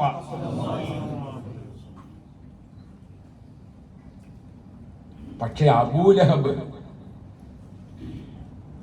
അദ്ദേഹം കാണിച്ചിരുന്നത് മറ്റാരും മക്കയിൽ കാണിക്കാത്ത ഒരു ദുൽമാണ് റസൂലുള്ളാഹിനോട് കാണിച്ചിരുന്നത്. അതായത് നബി മുഹമ്മദ് റസൂലുള്ളാഹ് നബി കരീം സല്ലല്ലാഹു അലൈഹി വസല്ലമ തങ്ങൾ ദീനിന്റെ പ്രബോധനങ്ങളുമായിട്ട് ഓരോ സ്ഥലത്ത് പോകാൻ. നബി തങ്ങൾ ഒരു കുടുംബത്തിൽ ചെന്നു. ആ കുടുംബത്തിലെ ആളുകളെല്ലാം വിളിച്ചു വരുത്തി. അവരോട് നബി മുഹമ്മദ് റസൂലുള്ളാഹ് അള്ളാഹുവിനെ പരിചയപ്പെടുത്തി. അവർക്ക് ദീനിയായ കാര്യങ്ങൾ പറഞ്ഞു കൊടുത്തു. നബിതങ്ങൾ അവിടെ നിന്ന് എഴുന്നേൽക്കുന്നതോട് കൂടെ അവിടെ എത്തുമാര് അബൂലഹബ്. എന്നിട്ട് ഈ വന്ന ചങ്ങായിണ്ടല്ലോ കരുങ്കള്ളനാണ്, വിശ്വസിക്കരുത് കേട്ടോ എന്ന് പറഞ്ഞുകൊണ്ട് നബിതങ്ങളെ കൂടെ നടന്നുകൊണ്ട് ആക്ഷേപിക്കാം. ആക്ഷേപങ്ങളും കാര്യങ്ങളൊക്കെ സ്വാഭാവികമായിട്ടും ഇഷ്ടമുള്ളതും ഇഷ്ടമില്ലാത്തതൊക്കെ ഉണ്ടാവും. അതിനുണ്ടല്ലോ ഒരു പരിധി. അബൂലഹബ് ചെയ്തിരുന്നത് നബിതങ്ങൾ എവിടെ പോകുന്നു എന്ന് മനസ്സിലാക്കുക. നബി സല്ലല്ലാഹു അലൈഹി വസല്ലം പോകുന്ന കൂടെ പുറകിൽ പോകുക. നബിതങ്ങൾ ഒരു സ്ഥലത്തെ ആളുകളെ, ഒരു വ്യക്തിയെ വിളിച്ച് സംസാരിച്ചു, അല്ലെങ്കിൽ ഒരു സമൂഹത്തെ വിളിച്ച് സംസാരിച്ചു. അപ്പൊ ഉടനെ നബിതങ്ങൾ പോകുന്ന ഉടനെ നബിതങ്ങളെ കുറ്റപ്പെടുത്തിയിട്ടും ആക്ഷേപിച്ചിട്ടും മാത്രമല്ല ഭീഷണിപ്പെടുത്തിയിട്ടും ആളുകളെ കൂട്ടത്തിൽ നബിതങ്ങളെ വാക്ക് കേട്ട് ആരെങ്കിലും ഒക്കെ ഇസ്ലാമിലേക്ക് ആകർഷിച്ചിട്ടുണ്ടെങ്കിൽ അവർക്ക് വരാൻ പോകുന്ന ബുദ്ധിമുട്ടുകളും പ്രയാസങ്ങളും ഇപ്പോഴും ഉണ്ടല്ലോ. നമ്മുടെ നാട്ടിലൊക്കെ ചില ആൾക്കാർ അബൂലഹബിന്റെ അനുയായികൾ നല്ലോണം കരുതിയിട്ട് അതിൽ ചേർന്നോ മയ്യത്ത് മറയാനായിക്കൂല. ഇവിടെ മരിച്ചാൽ മറവ് ചെയ്യാനായിക്കൂല, ഈ ഇവിടെ ഒറ്റപ്പെടും, എന്റെ കുട്ടിന്റെ കല്യാണത്തിന് വേറെ ആരും ഉണ്ടാവില്ല എന്നൊക്കെ പറഞ്ഞുകൊണ്ട് ആ ഒരു ശൈലി സ്വീകരിക്കുന്ന ആൾക്കാർ ഇപ്പോഴും ഉണ്ട് ചില നാട്ടിലൊക്കെ. ഇപ്പൊ പിന്നെ മറയൂല എന്ന് പറഞ്ഞാൽ ഇങ്ങനെ നടക്കണില്ല നാട്ടില്. മറയൂല എന്നപ്പോ മരിച്ചിട്ടല്ലേ ഞാൻ എന്റെ അവിടെ കൊണ്ടുവന്ന് വെച്ചോണ്ട് മറവ് ചെയ്യാൻ പറ്റൂലെങ്കിൽ പണ്ട് നമ്മളെ നാട്ടിലെ ധീരനായ ഒരു മുതലാളി പറഞ്ഞു മറവ് ചെയ്യാൻ അയക്കൂല എന്ന് പറഞ്ഞു. അപ്പൊ ഞാൻ 2 കബർ വെച്ചതാണ്. ഒന്ന് തടുക്കാൻ വരുന്ന ഓനിക്കും ഒന്നിപ്പം മരിച്ചോനും. അങ്ങനെയൊക്കെയാണ് പിന്നെ ആ ഭീഷണിയൊക്കെ പോയത്. അപ്പോ ഇരിക്കട്ടെ, ഞാൻ ഓർമ്മപ്പെടുത്തുന്നത് അബൂലഹബ് പോയിട്ട് ഇങ്ങനെയൊക്കെ ഭീഷണിപ്പെടുത്താണ് പല നിലക്കും. അബൂലഹബിന്റെ ഭാര്യ യാ റബ്ബ് നബി സല്ലല്ലാഹു അലൈഹി വസല്ലമ തങ്ങൾ പോകുന്ന വഴിക്ക് വളരെയധികം തടസ്സങ്ങൾ സൃഷ്ടിക്കുകയും ഒരു പെണ്ണ് റസൂലുള്ളാഹിനെ ചീത്ത പറയാന്ന് പറഞ്ഞാൽ എന്താണ് എന്റെ രീതി? ഒരു പെണ്ണ് നബി സല്ലല്ലാഹു അലൈഹി വസല്ലമ തങ്ങളെ പരിഹസിക്കാന്ന് പറഞ്ഞാൽ പെണ്ണുങ്ങൾക്കിടയിൽ അവളും ആണുങ്ങൾക്കിടയിൽ ഇയാൾ, ഭാര്യയും ഭർത്താവും ഒരുപോലെ. നബി സല്ലല്ലാഹു അലൈഹി വസല്ലമ തങ്ങൾ അവരുടെ വീട്ടിലേക്കാണ് 2 പെൺമക്കളെ കല്യാണം കഴിച്ചിട്ടുള്ളത്. ഒന്ന് ഉമ്മു കുൽസൂം റളിയല്ലാഹു അൻഹ, മറ്റത് റുഖിയ റളിയല്ലാഹു അൻഹ. റുഖിയ ബീവിയെയും ഉമ്മുൽ കുൽസൂമിനെയും ഒരേ വീട്ടിലേക്കാണ് കല്യാണം കഴിച്ചിട്ടുള്ളത്. പക്ഷെ അബൂലഹബിന്റെ ഈ രൂപത്തിലുള്ള നിലപാട് വന്നപ്പോൾ അള്ളാഹുവിനെ ആക്ഷേപിച്ചുകൊണ്ട് നബിതങ്ങളെ ആക്ഷേപിക്കുന്നത് മാത്രമല്ലല്ലോ, നബിതങ്ങളെ ആക്ഷേപിച്ചാൽ നബിതങ്ങൾ സഹിക്കും, അള്ളാഹുവിനെ ആക്ഷേപിച്ചാൽ നബിതങ്ങൾക്ക് സഹിക്കാൻ കഴിയില്ല. നബി സല്ലല്ലാഹു അലൈഹി വസല്ലമ തങ്ങൾക്ക് അള്ളാഹുവിനെ ആക്ഷേപിക്കുന്നത് സഹിക്കാൻ കഴിയില്ല. നബിതങ്ങൾക്ക് നേരെ വരുന്ന അക്രമങ്ങളും അനീതികളും പരിഹാസങ്ങളും ഒക്കെ നബിതങ്ങൾ സഹിച്ച് ജീവിക്കും. പക്ഷേ നബി സല്ലല്ലാഹു അലൈഹി വസല്ലമ തങ്ങളെ സഹിക്കാവുന്നതിലപ്പുറം ഉപദ്രവിച്ചപ്പോൾ അല്ലാഹു സുബ്ഹാനഹു വ തആല വിശുദ്ധ ഖുർആനിൽ ആയത്തിറക്കി അബൂലഹബിനെ പരാമർശിച്ചുകൊണ്ട് തബ്ബത് യദാ അബീ ലഹബിൻ വ തബ്ബ്. പിന്നെ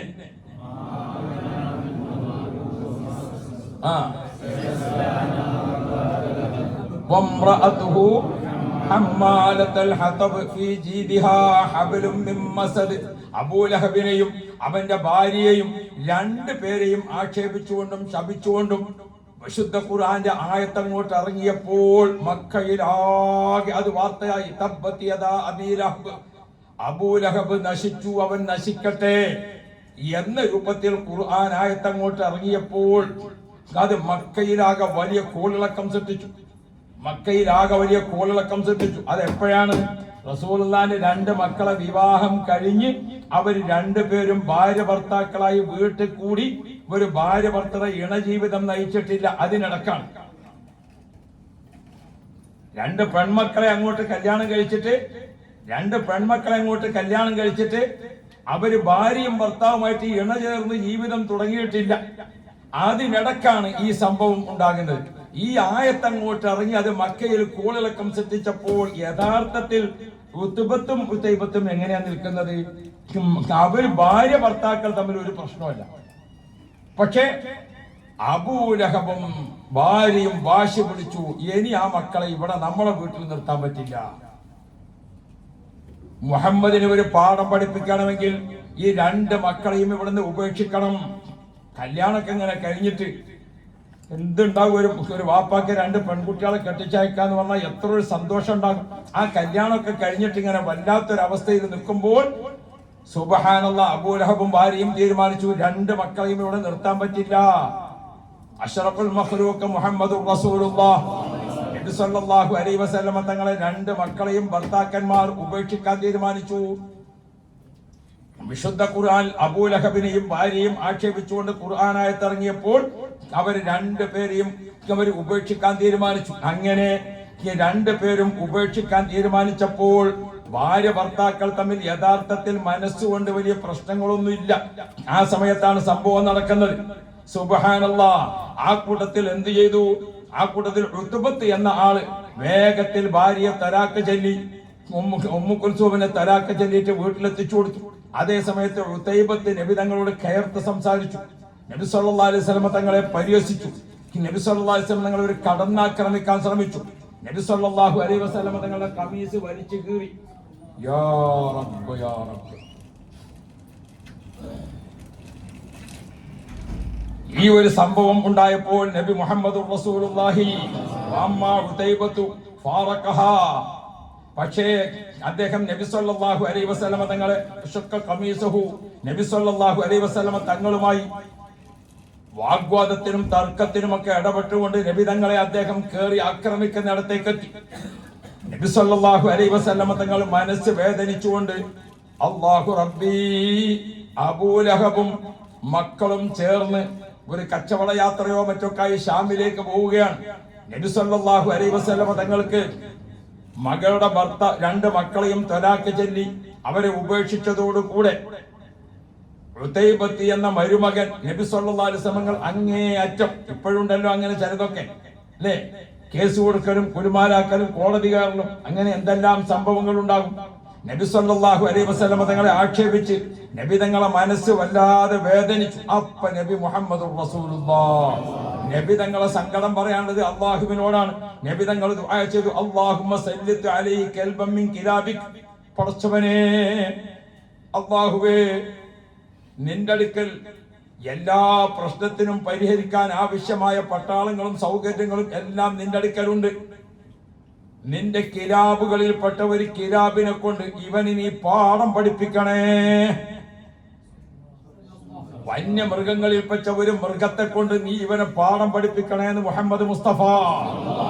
അത് നബി സല്ലല്ലാഹു അലൈഹി വസല്ലം തങ്ങളെ അങ്ങേയറ്റം വേദനിപ്പിച്ചപ്പോൾ റസൂലുള്ളാഹി അല്ലാഹുവിനെ ആക്ഷേപിച്ചു എന്ന് മാത്രമല്ല, നബി സല്ലല്ലാഹു അലൈഹി വസല്ലം തങ്ങളെ ഖമീസ് വലിച്ചു കീറുന്ന രംഗം വരെ ഉണ്ടായി.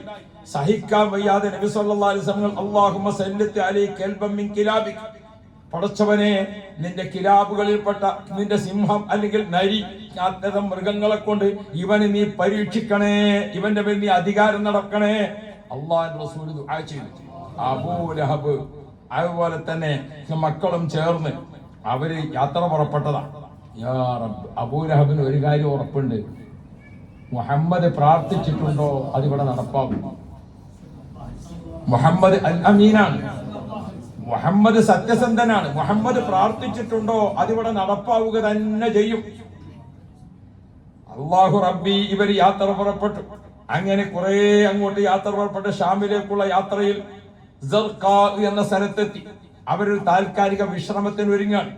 ആ വിശ്രമത്തിന് ഒരുങ്ങുമ്പോൾ അവിടെ ഒരു ആരാധനയായി കഴിയുന്ന ഒരു പ്രത്യേക മണ്ഡപമുണ്ട്. ആ മണ്ഡപത്തിൽ ഒരു പുരോഹിതന്റെ പരിസരത്ത് ഇവർ താമസമാക്കി. ആ താമസിക്കുന്ന സ്ഥലത്ത് വെച്ചുകൊണ്ട് അബൂലഹബ് പറഞ്ഞു, മുഹമ്മദ് പ്രാർത്ഥിച്ചിട്ടുണ്ടോ? തീർച്ചയായിട്ടും അങ്ങനെ സംഭവിക്കും. അതുകൊണ്ട് നല്ല കാവലൊരുക്കണം, നല്ല കാവലൊരുക്കണം. അവര് താമസിക്കുന്ന സ്ഥലത്ത് മകനെ പ്രത്യേകം ഒരു റൂം, അതിന്റെ പരിസരത്തൊക്കെ പ്രത്യേക സെക്യൂരിറ്റി എല്ലാം നിശ്ചയിച്ചുകൊണ്ട് അവര് രാത്രി പാതിരാ സമയമായി എല്ലാവരും ഉറക്കത്തിന്റെ മഴക്കത്തിലെത്തിയപ്പോൾ അല്ലാഹു റബ്ബി ഫജാഅ അസദുൻ, ഒരു സിംഹം അതാ ഇറങ്ങി വരുന്നു. പാതിരാവിന്റെ കൂരിരുട്ടിൽ എല്ലാവരും നിശയുടെ നിദ്രയിലാണ്, എല്ലാവരും ഉറക്കത്തിന്റെ മഴക്കത്തിലാണ്. ആളുകൾ വിശ്രമിക്കുന്ന ആ സ്ഥലത്ത് ഒരു സിംഹം വന്നു. ഫശമ്മ വുജൂഹുഹും, ആ സിംഹം ഇങ്ങനെ വന്നിട്ട് അവിടെ ഉറങ്ങുന്ന ആളുകളൊക്കെ ഇങ്ങനെ മണത്തു നോക്കി. എല്ലാവരെയും ഇങ്ങനെ മണത്ത് നോക്കുമ്പോ ഈ കൂട്ടത്തിൽ പറഞ്ഞ ആളെ കാണാനില്ല. അല്ലാഹു റബ്ബി സുമ്മ വസബ ഇലാ ഉതൈബത, അപ്പുറത്ത് ഒരു പ്രത്യേകം മറ വെച്ചിട്ട് അവനെ പ്രത്യേകം സെക്യൂരിറ്റിയിൽ നിർത്തിയിരിക്കുക. സിംഹം അങ്ങോട്ട് എടുത്തു ചാടിയിട്ട് ആ സിംഹം അവന്റെ തല കടിച്ചു മുറിച്ചു കളഞ്ഞു. ഓ പ്രിയപ്പെട്ട സഹോദരന്മാരെ, നമ്മൾ പറയാറുണ്ടല്ലോ, തീർച്ചയായിട്ടും അവനിക്കത് കിട്ടിയത് മറ്റവന്റെ കുരുത്തക്കേട് തന്നെയാണ്. അത്ര പറയാൻ പാടില്ലായിരുന്നു, അങ്ങനെ ചെയ്യാൻ പാടില്ലായിരുന്നു, അങ്ങനെ ജനങ്ങളിൽ വഷളാക്കാൻ പാടില്ലായിരുന്നു. ആ ആലിമിനവൻ വല്ലാതെ ഉൽമ ചെയ്തത് കൊണ്ടാണ്, ആ സയ്യിദിനോട് അവൻ മര്യാദകേട് കാണിച്ചത് കൊണ്ടാണ്, അവൻ വാപ്പാനോട് അങ്ങനെ പറയാൻ പാടില്ലായിരുന്നു, അതുകൊണ്ട് സംഭവിച്ചതാണ് എന്ന് നമ്മൾ ഇപ്പോഴും പറയാറില്ലേ? സംഭവിക്കും. ഹബീബുന മുഹമ്മദ് മുസ്തഫ നമ്മുടെ നാട്ടിലൊക്കെ ചിലപ്പോ ഒരു പാവപ്പെട്ട ഒരു മുഅല്ലിം ഇല്ലേ, ഇപ്പൊ എന്താ ഒരു കേസ് ഉണ്ടല്ലോ, എന്ത് കേസാണ്? പോസ്കോ കേസ് അല്ലേ? ഇതൊക്കെ എത്രയാണ് ദുരുപയോഗപ്പെടുത്തുന്നത്?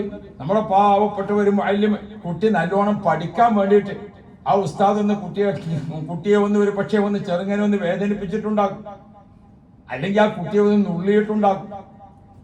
അതിപ്പോൾ പോസ്കോ കേസ് കൊടുത്തിട്ട് ആ പാവം മുഅല്ലിം ജയിലിൽ കടന്നുകൊണ്ട്, പടച്ചവനെ, നിന്റെ ഖുർആൻ പഠിപ്പിക്കുന്ന സമയത്ത് ഞാൻ ആ കുട്ടി പഠിക്കാൻ വേണ്ടി ചെയ്തതിന് അവന്റെ മാതാപിതാക്കൾ എന്നെ ഈ രൂപത്തിൽ ചെയ്തല്ലോ. ജയിലിൽ കടന്നുകൊണ്ട് അദ്ദേഹത്തിന്റെ ആ കണ്ണീരിന് അല്ലാഹു തആല വില കൽപ്പിക്കുമെന്ന കാര്യത്തിൽ തർക്കമില്ല. തെറ്റ് ചെയ്തവരുണ്ടെങ്കിൽ ശിക്ഷിക്കപ്പെടണം, അത് ശരി തന്നെ. പക്ഷെ നിരപരാധികളെ വേദനിപ്പിക്കാമോ? നമ്മുടെ നാട്ടിലൊക്കെ നടക്കുന്ന ചില കേസുകളുണ്ട്. എന്താണ് ഇപ്പൊ ഈ കുടുംബ കോടതികൾ, മറ്റു കോടതികൾ, ഇതൊക്കെ ആരുടെ ഭാഗത്താണ് എപ്പോഴും വരിക? എപ്പോഴും പെണ്ണിന്റെ ഭാഗത്താണ് വരിക. ഒരു അഡ്വക്കേറ്റിനെ പോയി സമീപിച്ചു. മുസ്ലിമീങ്ങൾ ഓർക്കണം, നമ്മുടെ കേസുകളൊക്കെ നമുക്ക് തീർക്കാൻ നമ്മുടെ മഹല്ല് കമ്മിറ്റിയുണ്ട്, നമ്മുടെ ഖതീബുണ്ട്, നമ്മുടെ കാളിയുണ്ട്, നമ്മുടെ മേക്കാളിയുണ്ട്. ഇങ്ങനെയുള്ള സ്ഥലങ്ങളിൽ വെച്ച് തീർക്കാൻ വേണ്ടി നമ്മൾ ശ്രമിക്കലാണ് ഏറ്റവും പ്രധാനം. അതേ സമയത്ത് കോടതി ചെന്നാൽ വക്കീൽ എന്ത് പറയും? അതിന് വകുപ്പുണ്ട് എന്ന് പറയും. എന്ന് പറഞ്ഞാൽ മൂപ്പർക്ക് ചെലവ് കഴിച്ചാൽ വകുപ്പുണ്ട്, അല്ലാതെ നിങ്ങൾ ജയിച്ചാൽ വകുപ്പുണ്ട്.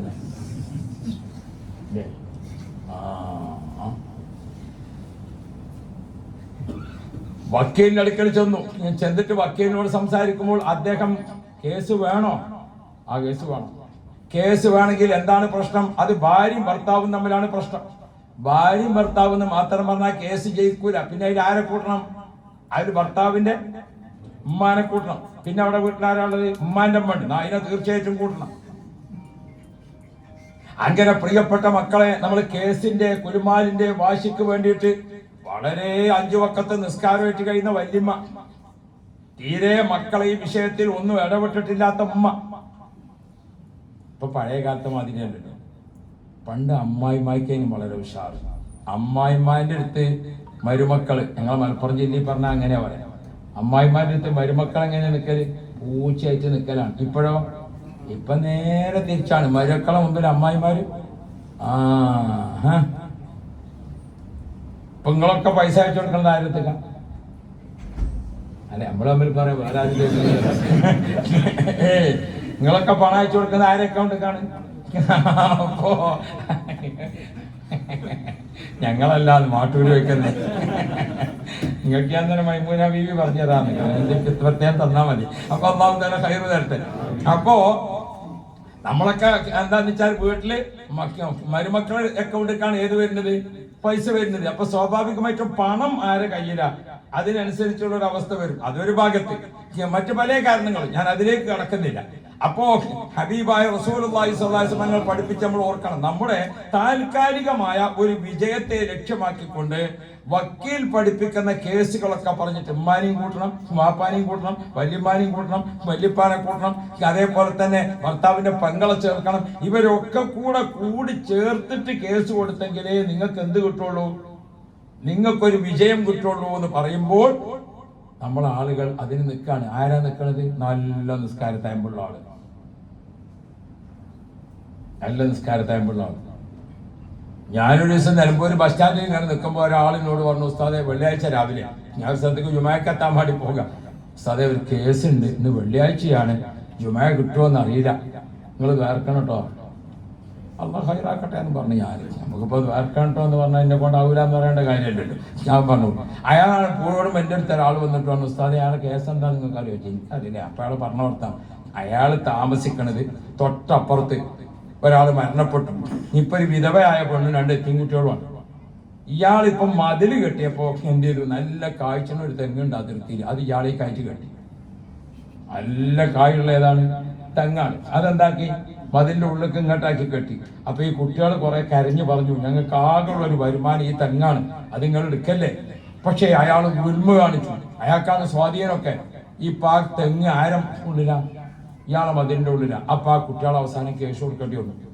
അപ്പൊ എത്തിയും കുട്ടികളെ തെങ്ങ് അപഹരിച്ചെടുത്തിട്ട് അതിന്റെ കേസിന് മൂപ്പര് എങ്ങനെ പോകാണ്? ജുമായും കളാക്കി പോകാണ്. അപ്പോഴും മോലാരോട് ദ്വാരക്കണേ. ഈ ദ്വാക്ക് ഇങ്ങനെ വിവരം കിട്ടുമ്പോൾ നിങ്ങൾ വിചാരിക്കണ്ട അവിടെ നമ്മൾ ദ്വാരക്കുമ്പോഴാണ് എന്താക്കല് ഹൈറിനെ വിജയിപ്പിക്കണേന്ന് ദ്വാരക്കൽ. അതുകൊണ്ടാണ് അള്ളാഹു തആല നമുക്ക് റാഹത്ത് തരട്ടെ. ഞാൻ ഓർമ്മപ്പെടുത്തുന്നത് താൽക്കാലിക ലാഭത്തിന് വേണ്ടി നമുക്ക് വക്കീലുമാരോ മറ്റാരെങ്കിലും ഒക്കെ നമ്മുടെ കൂടെ നിന്നുകൊണ്ട് പഠിപ്പിച്ചു തരുന്ന കേസിന് വേണ്ടി, വിവാഹ കേസുകളിൽ, കുടുംബ കോടതികളിൽ, പ്രിയപ്പെട്ട സഹോദരന്മാരെ, കണ്ണീർ കഴുത്തിൽ കഴിയുന്ന വല്യമ്മ, കണ്ണീർ കഴുത്തിൽ കഴിയുന്ന ഉമ്മ, അങ്ങനെ തുടങ്ങിയിട്ട് പല കേസുകളും. അപ്പൊ പെണ്ണുങ്ങളൊക്കെ ഇങ്ങനെ വിചാരിക്കും, ഇപ്പം ഞങ്ങൾക്ക് എന്നെ കേസുള്ളൂ എന്ന്. ഭർത്താക്കന്മാർക്കില്ലേ? അത് ഞാൻ ഇൻഷാ അല്ലാഹ് പറയും. നിങ്ങളായിട്ട് അങ്ങനെ നമ്മളങ്ങനെ മുന്തിയ ആളുകളാകണില്ല. കേസ് എല്ലായിടത്തും ഉണ്ടാവും. അല്ലാഹു തആല ഖൈറ് തരട്ടെ. പക്ഷെ ഇപ്പൊ നടക്കുന്നതിലധികവും എങ്ങനെയാ പോണത്? അല്ലാഹു റബ്ബി, ഹബീബായ മുഹമ്മദുർ റസൂലുള്ളാഹ്. ഞാൻ ഇത് ഓർമ്മപ്പെടുത്താൻ കാരണം, ആരെയും നമ്മൾ എന്താക്കുക, നിരപരാധികളുടെ സങ്കടം, ആ കണ്ണീർ അല്ലാഹു തആല ഇത്തഖി ദഅവത്തൽ മദ്ലൂം, ഇത്തഖി ദഅവത്തൽ മദ്ലൂം, മദ്ലൂമിന്റെ പ്രാർത്ഥനയെ നീ പ്രത്യേകം ശ്രദ്ധിക്കണം കേട്ടോ എന്ന് പറഞ്ഞിട്ടുണ്ട്. അതുകൊണ്ട് പ്രിയപ്പെട്ട സഹോദരങ്ങളെ, കണ്ട നിങ്ങൾ, ഇതാണ് പഴമക്കാരൊക്കെ ഓർമ്മപ്പെടുന്നത്. ആ വിഷയത്തിൽ ഇടപെട്ടുകൊണ്ട് പറഞ്ഞത് കൂടിപ്പോയി. ആ മാന്യനായ ഒരു മനുഷ്യനെ ജനമധ്യത്തിൽ വെച്ചോ വഷളാക്കി പോയി. അവന്റെ വാപ്പാനോട് പറയാൻ പാടില്ലായിരുന്നു, അവന്റെ ഉമ്മയോട് അങ്ങനെ ചെയ്യാൻ പാടില്ലായിരുന്നു, തീർച്ചയായും ആ ഉസ്താദിനോട് അങ്ങനെ ചെയ്യരുതായിരുന്നു. അതിന്റെ ഒരു നമ്മളെന്താ പറയാ, അതിന്റെ ഒരു ആപത്ത്, അതിന്റെ ഒരു കുരുത്തക്കേട് അല്ലേ? നബി മുഹമ്മദുർ റസൂലുള്ളാഹ് മക്കളെ ത്വലാഖ് ചൊല്ലിയത് മാത്രമല്ല, നബി സല്ലല്ലാഹു അലൈഹി വസല്ലമ തങ്ങളോട് വല്ലാത്ത അപമര്യാദയിൽ പെരുമാറുക കൂടി ചെയ്തപ്പോൾ, അല്ലാഹുമ്മ സല്ലത്ത് അലൈഹി കൽബൻ മിൻ കിലാബിക്, നിന്റെ ഒരു നരിയെ, നിന്റെ ഒരു സിംഹത്തിനെ നീ അല്ലാഹുവേ അവരെ പേരിൽ അയച്ചുകൊണ്ട് പാഠം പഠിപ്പിക്കണേ മുഹമ്മദ് മുസ്തഫ. ആ സിംഹം ഇങ്ങനെ വന്നിട്ട് നിറയെ ആളുകൾ കിടക്കാണ്. ആ കിടക്കുന്ന ആളുകളൊക്കെ ഇങ്ങനെ മണത്തൂക്കി, ഇതുവല്ല ഇതുവല്ല ഇതുവല്ല ഇതുവല്ല. അവസാനം അപ്പുറത്ത് പ്രത്യേകം ചാക്കൊക്കെ വെച്ചിട്ട്, ഇങ്ങനെ മണൽ ചാക്കുകളൊക്കെ വെച്ചിട്ട് കാണാത്ത രീതിയിൽ പ്രത്യേക സംരക്ഷണം കൊടുത്തിട്ടുണ്ട്. അല്ലാഹു റബ്ബി, ആ മൃഗം മണം പിടിച്ച് അങ്ങോട്ട് കാടി, അവന്റെ തലയെടുക്കപ്പെട്ടു. ഹബീബായ മുഹമ്മദ് മുസ്തഫ. ഞാൻ ഓർമ്മപ്പെടുത്തി വരുന്നത്, നബി തങ്ങൾക്ക് 2 മക്കളെ കല്യാണം കഴിച്ചിട്ട്, രണ്ടാളെയും ഒരേ വീട്ടിലേക്ക് 2 ആളെ കല്യാണം കഴിച്ച് വീട് കൂടുന്നതിന് മുമ്പ് അവര് 2 പേരെയും ത്വലാഖ് ചൊല്ലിയ ദുരിതം അനുഭവിച്ച വാപ്പയാണ് മുഹമ്മദ് മുസ്തഫ. അതിനാൽ ദുഃഖം പേറേണ്ടി വന്ന വാപ്പയാണ് മുഹമ്മദ് മുസ്തഫ. നമ്മുടെയൊക്കെ കുടുംബ ജീവിതത്തിൽ സന്തോഷം മാത്രമല്ല, ദുഃഖം വരും, പരീക്ഷണങ്ങൾ വരും. അപ്പൊ നമ്മൾ പതറാൻ പാടില്ല. ഹബീബുനാ റസൂലുള്ളാഹ് അങ്ങനെയാണ് നബി സല്ലല്ലാഹു അലൈഹി വസല്ലമ തങ്ങളെ 2 മക്കളെ ത്വലാഖ് ചൊല്ലിയപ്പോൾ ആ മക്കളെ പിന്നീട് കല്യാണം കഴിക്കുന്നത് ബഹുമാനപ്പെട്ട സയ്യിദുനാ ഉസ്മാൻ ഇബ്നു അഫ്ഫാൻ. നബി സല്ലല്ലാഹു അലൈഹി വസല്ലമ തങ്ങൾ ഉസ്മാൻ ഇബ്നു അഫ്ഫാൻ റളിയല്ലാഹു അൻഹുവിനെ കൊണ്ട് ബഹുമാനപ്പെട്ട റുഖിയ ബീബി റളിയല്ലാഹു അൻഹയെ കല്യാണം കഴിപ്പിച്ചു. ഒരു തലാഖ് കഴിഞ്ഞിട്ട് പിന്നെ ആ പെണ്ണെ കല്യാണം കഴിക്കണത് ആരാ? മോളെ റുഖിയ ബീബി റളിയല്ലാഹു അൻഹയെ ബഹുമാനപ്പെട്ട സയ്യിദുനാ ഉസ്മാൻ ഇബ്നു അഫ്ഫാൻ റളിയല്ലാഹു അൻഹു കല്യാണം കഴിച്ചു. ഉസ്മാൻ ഇബ്നു അഫ്ഫാൻ റളിയല്ലാഹു അൻഹു കല്യാണം കഴിച്ചിട്ട് 20ാമത്തെ വയസ്സിൽ ഹിജ്റ 2ാം വർഷം, 20ാമത്തെ റുഖിയ ബീബി റളിയല്ലാഹു അൻഹയ്ക്ക് വയസ്സ് 20, ഹിജ്റ 2ാം വർഷം എന്ന് പറഞ്ഞാൽ ബദർ കഴിഞ്ഞ സാഹചര്യം. അപ്പോഴാണ് റുഖിയ ബീബി റളിയല്ലാഹു അൻഹ നബി സല്ലല്ലാഹു അലൈഹി വസല്ലം തങ്ങളും ഉസ്മാൻ ഇബ്നു അഫ്ഫാൻ തങ്ങളും ഒക്കെ ബദറിലേക്ക് പോകാൻ വേണ്ടി ഒരുങ്ങി റെഡിയായി എല്ലാ തയ്യാറെടുപ്പിലും നിൽക്കുന്ന സമയത്താണ് റുഖിയ ബീബി റളിയല്ലാഹു അൻഹയ്ക്ക് രോഗമായി. രോഗം കഠിനമായി. റസൂലുള്ളാഹിയും അതുപോലെ തന്നെ ഉസ്മാൻ ഇബ്നു അഫ്ഫാൻ തങ്ങൾ കൂടി രോഗം സന്ദർശിക്കാൻ വേണ്ടി വീട്ടിൽ ചെന്നപ്പോൾ റുഖിയ ബീവി റളിയല്ലാഹു അൻഹ വളരെ അവശയാണ്, വളരെ തളർന്നു നിൽക്കുകയാണ്. ബദറിലേക്കാണെങ്കിൽ പോകാൻ ആളുകളൊക്കെ റെഡി ആയിട്ട് നിൽക്കുകയുമാണ്. ആ സമയത്ത് നബി മുഹമ്മദ് മുസ്തഫ മുത്തുനബി സല്ലല്ലാഹു അലൈഹി വസല്ലം ഉസ്മാൻ ഇബ്നു അഫ്ഫാൻ തങ്ങളോട് പറഞ്ഞു, ഉസ്മാനെ, നിങ്ങൾ റുഖിയാന്റെ അടുത്ത് ഇവിടെ നിന്നോളൂ, നിങ്ങൾക്ക് വേണ്ടി ബദറിലേക്ക് ഞാൻ പോയിക്കോളാം. നബി സല്ലല്ലാഹു അലൈഹി വസല്ലം തങ്ങൾ ഉസ്മാൻ ഇബ്നു അഫ്ഫാൻ റളിയല്ലാഹു അൻഹുമായി കൈ പിടിച്ചുകൊണ്ട് യാത്ര പറഞ്ഞു. ഉസ്മാൻ ഇബ്നു അഫ്ഫാൻ തങ്ങൾ ബദറിൽ പങ്കെടുത്തിട്ടില്ല, പക്ഷേ ബദരീങ്ങളിൽ പെട്ടയാളാണ്. ഉസ്മാൻ ഇബ്നു അഫ്ഫാൻ റളിയല്ലാഹു അൻഹു ഭാര്യയുടെ ശുശ്രൂഷയ്ക്ക് വേണ്ടി അവിടെ നിൽക്കുകയാണ്. നബി തങ്ങളും സ്വഹാബാക്കളും ബദറിലേക്ക് പോയി.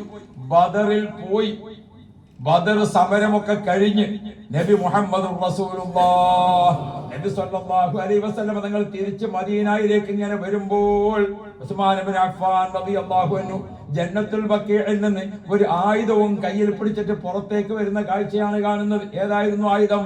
അത് ഖബർ ഒഴിക്കുന്ന ആയുധമാണ്. ബഹുമാനപ്പെട്ട റുഖിയ ബീവി റളിയല്ലാഹു അൻഹ ജന്നത്തുൽ ബഖീഇൽ മറവ് ചെയ്തിട്ട് വരുന്ന കാഴ്ചയാണ്. അന്ന് റുഖിയ ബീവിക്ക് 20-ാമത്തെ വയസ്സാണ്. അത് ഹിജ്റയുടെ 2-ാം വർഷമാണ്.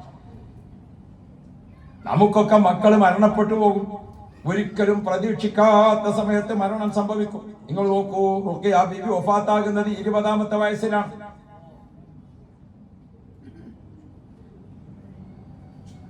ഉമ്മു കുൽസൂം റളിയല്ലാഹു അൻഹ ഭർത്താവില്ലാതെ വീട്ടിൽ നിൽപ്പുണ്ട്. അല്പ ദിവസങ്ങൾ കഴിഞ്ഞു, ഹിജ്റ 3-ാം വർഷമായി.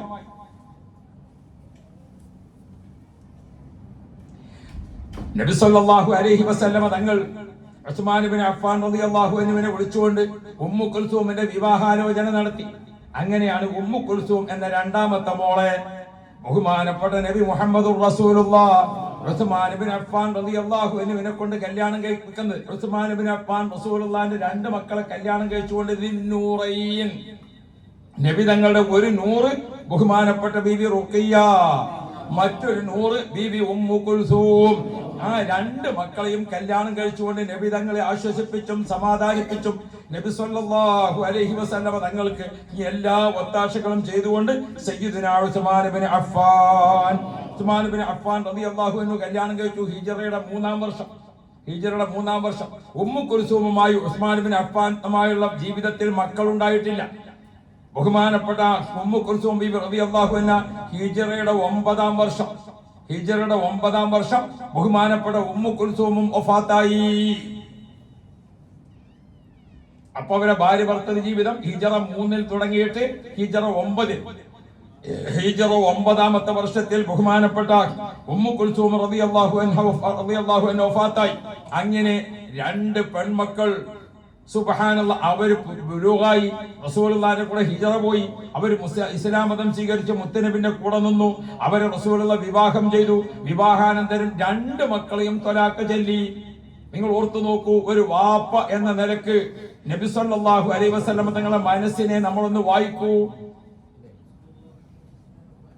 നമുക്കൊക്കെ ചെറിയ എന്തെങ്കിലും ഒരു വേദന വരുമ്പോഴേക്ക്, ചെറിയൊരു വിഷമുണ്ടാകുമ്പോഴേക്ക് നമ്മളാകെ തളരുകയാണ്. അള്ളാഹ് എന്നോട് ഇങ്ങനെ ചെയ്തല്ലോ, ഞാൻ ഇങ്ങനെ നിസ്കരിക്കുന്ന ഒരാളായിട്ടും, ഞാനിങ്ങനെ സദക്ക ചെയ്യുന്ന ആളായിട്ടും, ഞാൻ മർക്കസിൽ കഫാലത്തെടുത്ത ആളാണ്, ഞാൻ മറ്റേതൊക്കെ ചെയ്ത, എന്നിട്ട് പടച്ചോപ്പം ഇന്നയാളപ്പം ഇങ്ങനെ ചെയ്തത്, അങ്ങനെയൊക്കെ നമ്മുടെ മനസ്സിൽ ഇങ്ങനെ പല വിചാരങ്ങളും വരും ഒരു പ്രശ്നം ഉണ്ടാകുന്ന സമയത്ത്.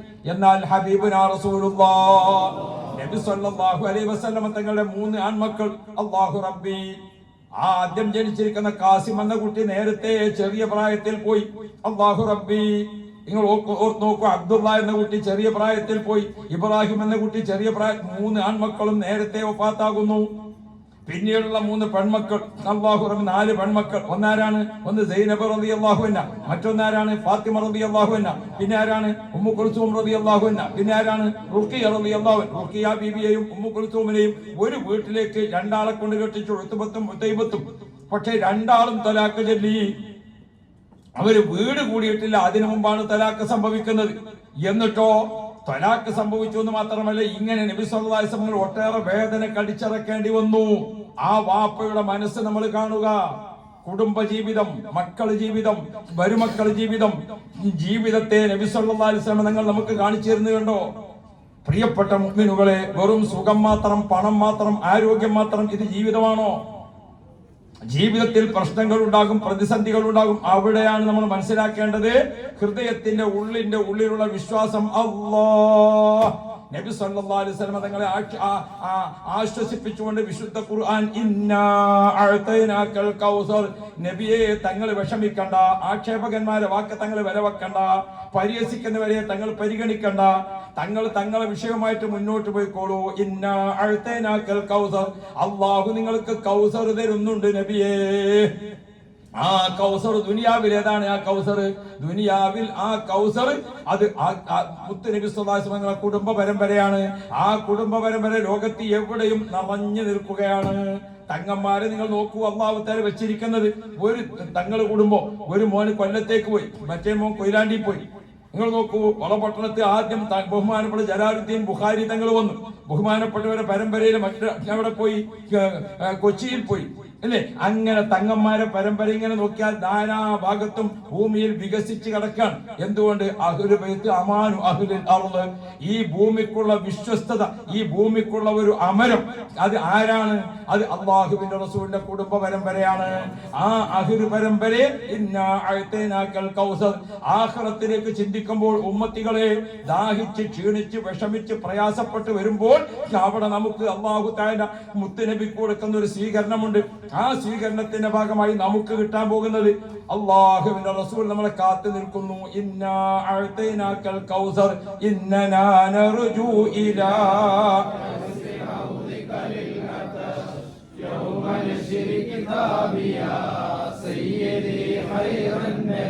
പാലിനേക്കാൾ വെളുത്തതും തേനിനേക്കാൾ മധുരമുള്ളതുമായ ആ വെള്ളമെങ്ങാനും ഒരു പ്രാവശ്യം കുടിക്കാൻ ഭാഗ്യം ലഭിച്ചാൽ ജീവിതത്തിൽ പിന്നീട് ദാഹമില്ല. അല്ലാഹുവേ, മുത്തുനബിനെ മഹബത്ത് വെച്ചുകൊണ്ട് ആ ഹൗദുൽ കൗസർ വാങ്ങി കുടിക്കാൻ ഞങ്ങൾക്ക് ഭാഗ്യം നൽകണേ അല്ലാഹ്, തൗഫീഖ് നൽകണേ അല്ലാഹ്. മുത്തുനബിയുടെ മറ്റൊരു മോള് ബീവി സൈനബ് റളിയല്ലാഹു അൻഹാ, മറ്റൊരു മോള് ബഹുമാനപ്പെട്ട ബീവി ഫാത്തിമത്തു സഹ്റ. രണ്ട് പേരെ സംബന്ധിച്ചും നിറഞ്ഞു നിൽക്കുന്ന ചരിത്രമുണ്ട്. ഇൻഷാ അല്ലാഹ് നാളെ നമുക്ക് അതാണ് പ്രതിപാദിക്കാനുള്ളത്. അല്ലാഹുവേ, മക്കളെ കൊണ്ട് ഞങ്ങൾക്കും ഞങ്ങളെ കൊണ്ട് മക്കൾക്കും ഇസ്സത്ത് നൽകണേ അല്ലാഹ്, റാഹത്ത് നൽകണേ അല്ലാഹ് എന്ന് ദുആ ചെയ്തുകൊണ്ട് നമുക്ക് ഇൻഷാ അല്ലാഹ് തുടർച്ചയായി നടക്കുന്ന പ്രോഗ്രാം ആകുമ്പോൾ നമുക്ക് ഇങ്ങനെ പ്രവൃത്തി ദിവസം, ജോലി ദിവസമാണിപ്പോൾ. തിങ്കൾ, ചൊവ്വ, ബുധൻ, വ്യാഴം ഈ ദിവസങ്ങളൊക്കെ സ്വാഭാവികമായിട്ടും നമുക്ക് കൃത്യസമയത്ത് തുടങ്ങി കൃത്യസമയത്ത് തന്നെ അവസാനിപ്പിക്കണം. അൽഹംദുലില്ലാഹ് നമുക്ക് എല്ലാ ദിവസവും നമ്മൾ ആ ടൈം പാലിച്ചുകൊണ്ട് തന്നെ മുന്നോട്ട് പോയിട്ടുണ്ട്. നാളെയും നിങ്ങളൊക്കെ നേരത്തെ എത്തി മൗലിദ് തീരുക ഉടനെ നമ്മുടെ പരിപാടി ആരംഭിക്കും ഇൻഷാ അല്ലാഹ്. ഒരുമിച്ച് എന്ന ബുർദയിലെ ഏറ്റവും തവസ്സുൽ അല്ലാഹുവിനോടുള്ള മുനാജാത്ത് ബൈത്താണ് നമ്മളിവിടെ ചെല്ലുന്നത്. അത് ചൊല്ലി ഒരുമിച്ച് ദുആ ചെയ്ത് പിരിയുമ്പോൾ ഉമ്മമാർക്കും സഹോദരിമാർക്കും ഒക്കെ നല്ലൊരു അവസരം ആണിത്. ഈ അവസരത്തെ നിങ്ങൾ പഠിക്കാൻ വേണ്ടി ഉപയോഗപ്പെടുത്തണം. ഞാൻ എൻ്റെ പ്രസംഗത്തിന്റെ ആരംഭത്തിൽ ഒരാളെയും പരാമർശിക്കാനോ വാക്കുകളിനോ ഒന്നും നിൽക്കാതെ വേഗത്തിൽ വിഷയത്തിലേക്ക് വരുന്നത് ഉള്ള 1.5 മണിക്കൂർ നമുക്ക് വിഷയം പറയാൻ കിട്ടട്ടെ എന്ന് ഓർത്തുകൊണ്ടാണ്. അല്ലാഹുവേ, ഖൈർ നൽകണേ അല്ലാഹ്. സൈനബ് ബീവി റളിയല്ലാഹു അൻഹാ, വല്ലാത്ത ചരിത്രമാണ് സൈനബ ബീവിയുടേത്. യാ റബ്ബ് യാ റബ്ബ്, സൈനബ ബീവി ഗർഭിണിയാണ്. മദീനയിലേക്ക് ഹിജറ പോകണം. വഴിയിൽ വെച്ച് ശത്രുക്കൾ തടയുകയാണ്. സൈനബ ബീവി റളിയല്ലാഹു അൻഹ വാഹനപ്പുറത്ത് നിന്ന് താഴെ വീണിട്ട് സൈനബ ബീവിയുടെ ഗർഭം അലസുകയാണ്. അങ്ങനെ റസൂലുള്ളാഹി സ്വല്ലല്ലാഹു അലൈഹി വസല്ലം മദീന പള്ളിയിൽ ഇരിക്കുമ്പോൾ രക്തത്തിൽ കുളിച്ചുകൊണ്ട് വരുന്ന മോളെ കാണുന്ന മുഹമ്മദുർ റസൂലുള്ളാഹ്. എത്രയായിരിക്കും ഒരു വാപ്പാന്റെ മനോവിഷമം. ഇൻഷാ അല്ലാഹ് ഇന്നത് തുടങ്ങിയാൽ തീരൂല. അതുകൊണ്ട് ഇൻഷാ അല്ലാഹ് ഫാത്തിമ ബീവിയും സൈനബ ബീവിയും ഉൾപ്പെടെയുള്ള വിഷയം നമുക്ക് നാളെ പറയാം. അല്ലാഹുവേ, നീ തൗഫീഖ് നൽകണേ അല്ലാഹ്, നീ തൗഫീഖ് നൽകണേ അല്ലാഹ്. ഇൻഷാ അല്ലാഹ് ഓരോ ദിവസവും നടക്കുന്ന പോലുള്ള നമ്മുടെ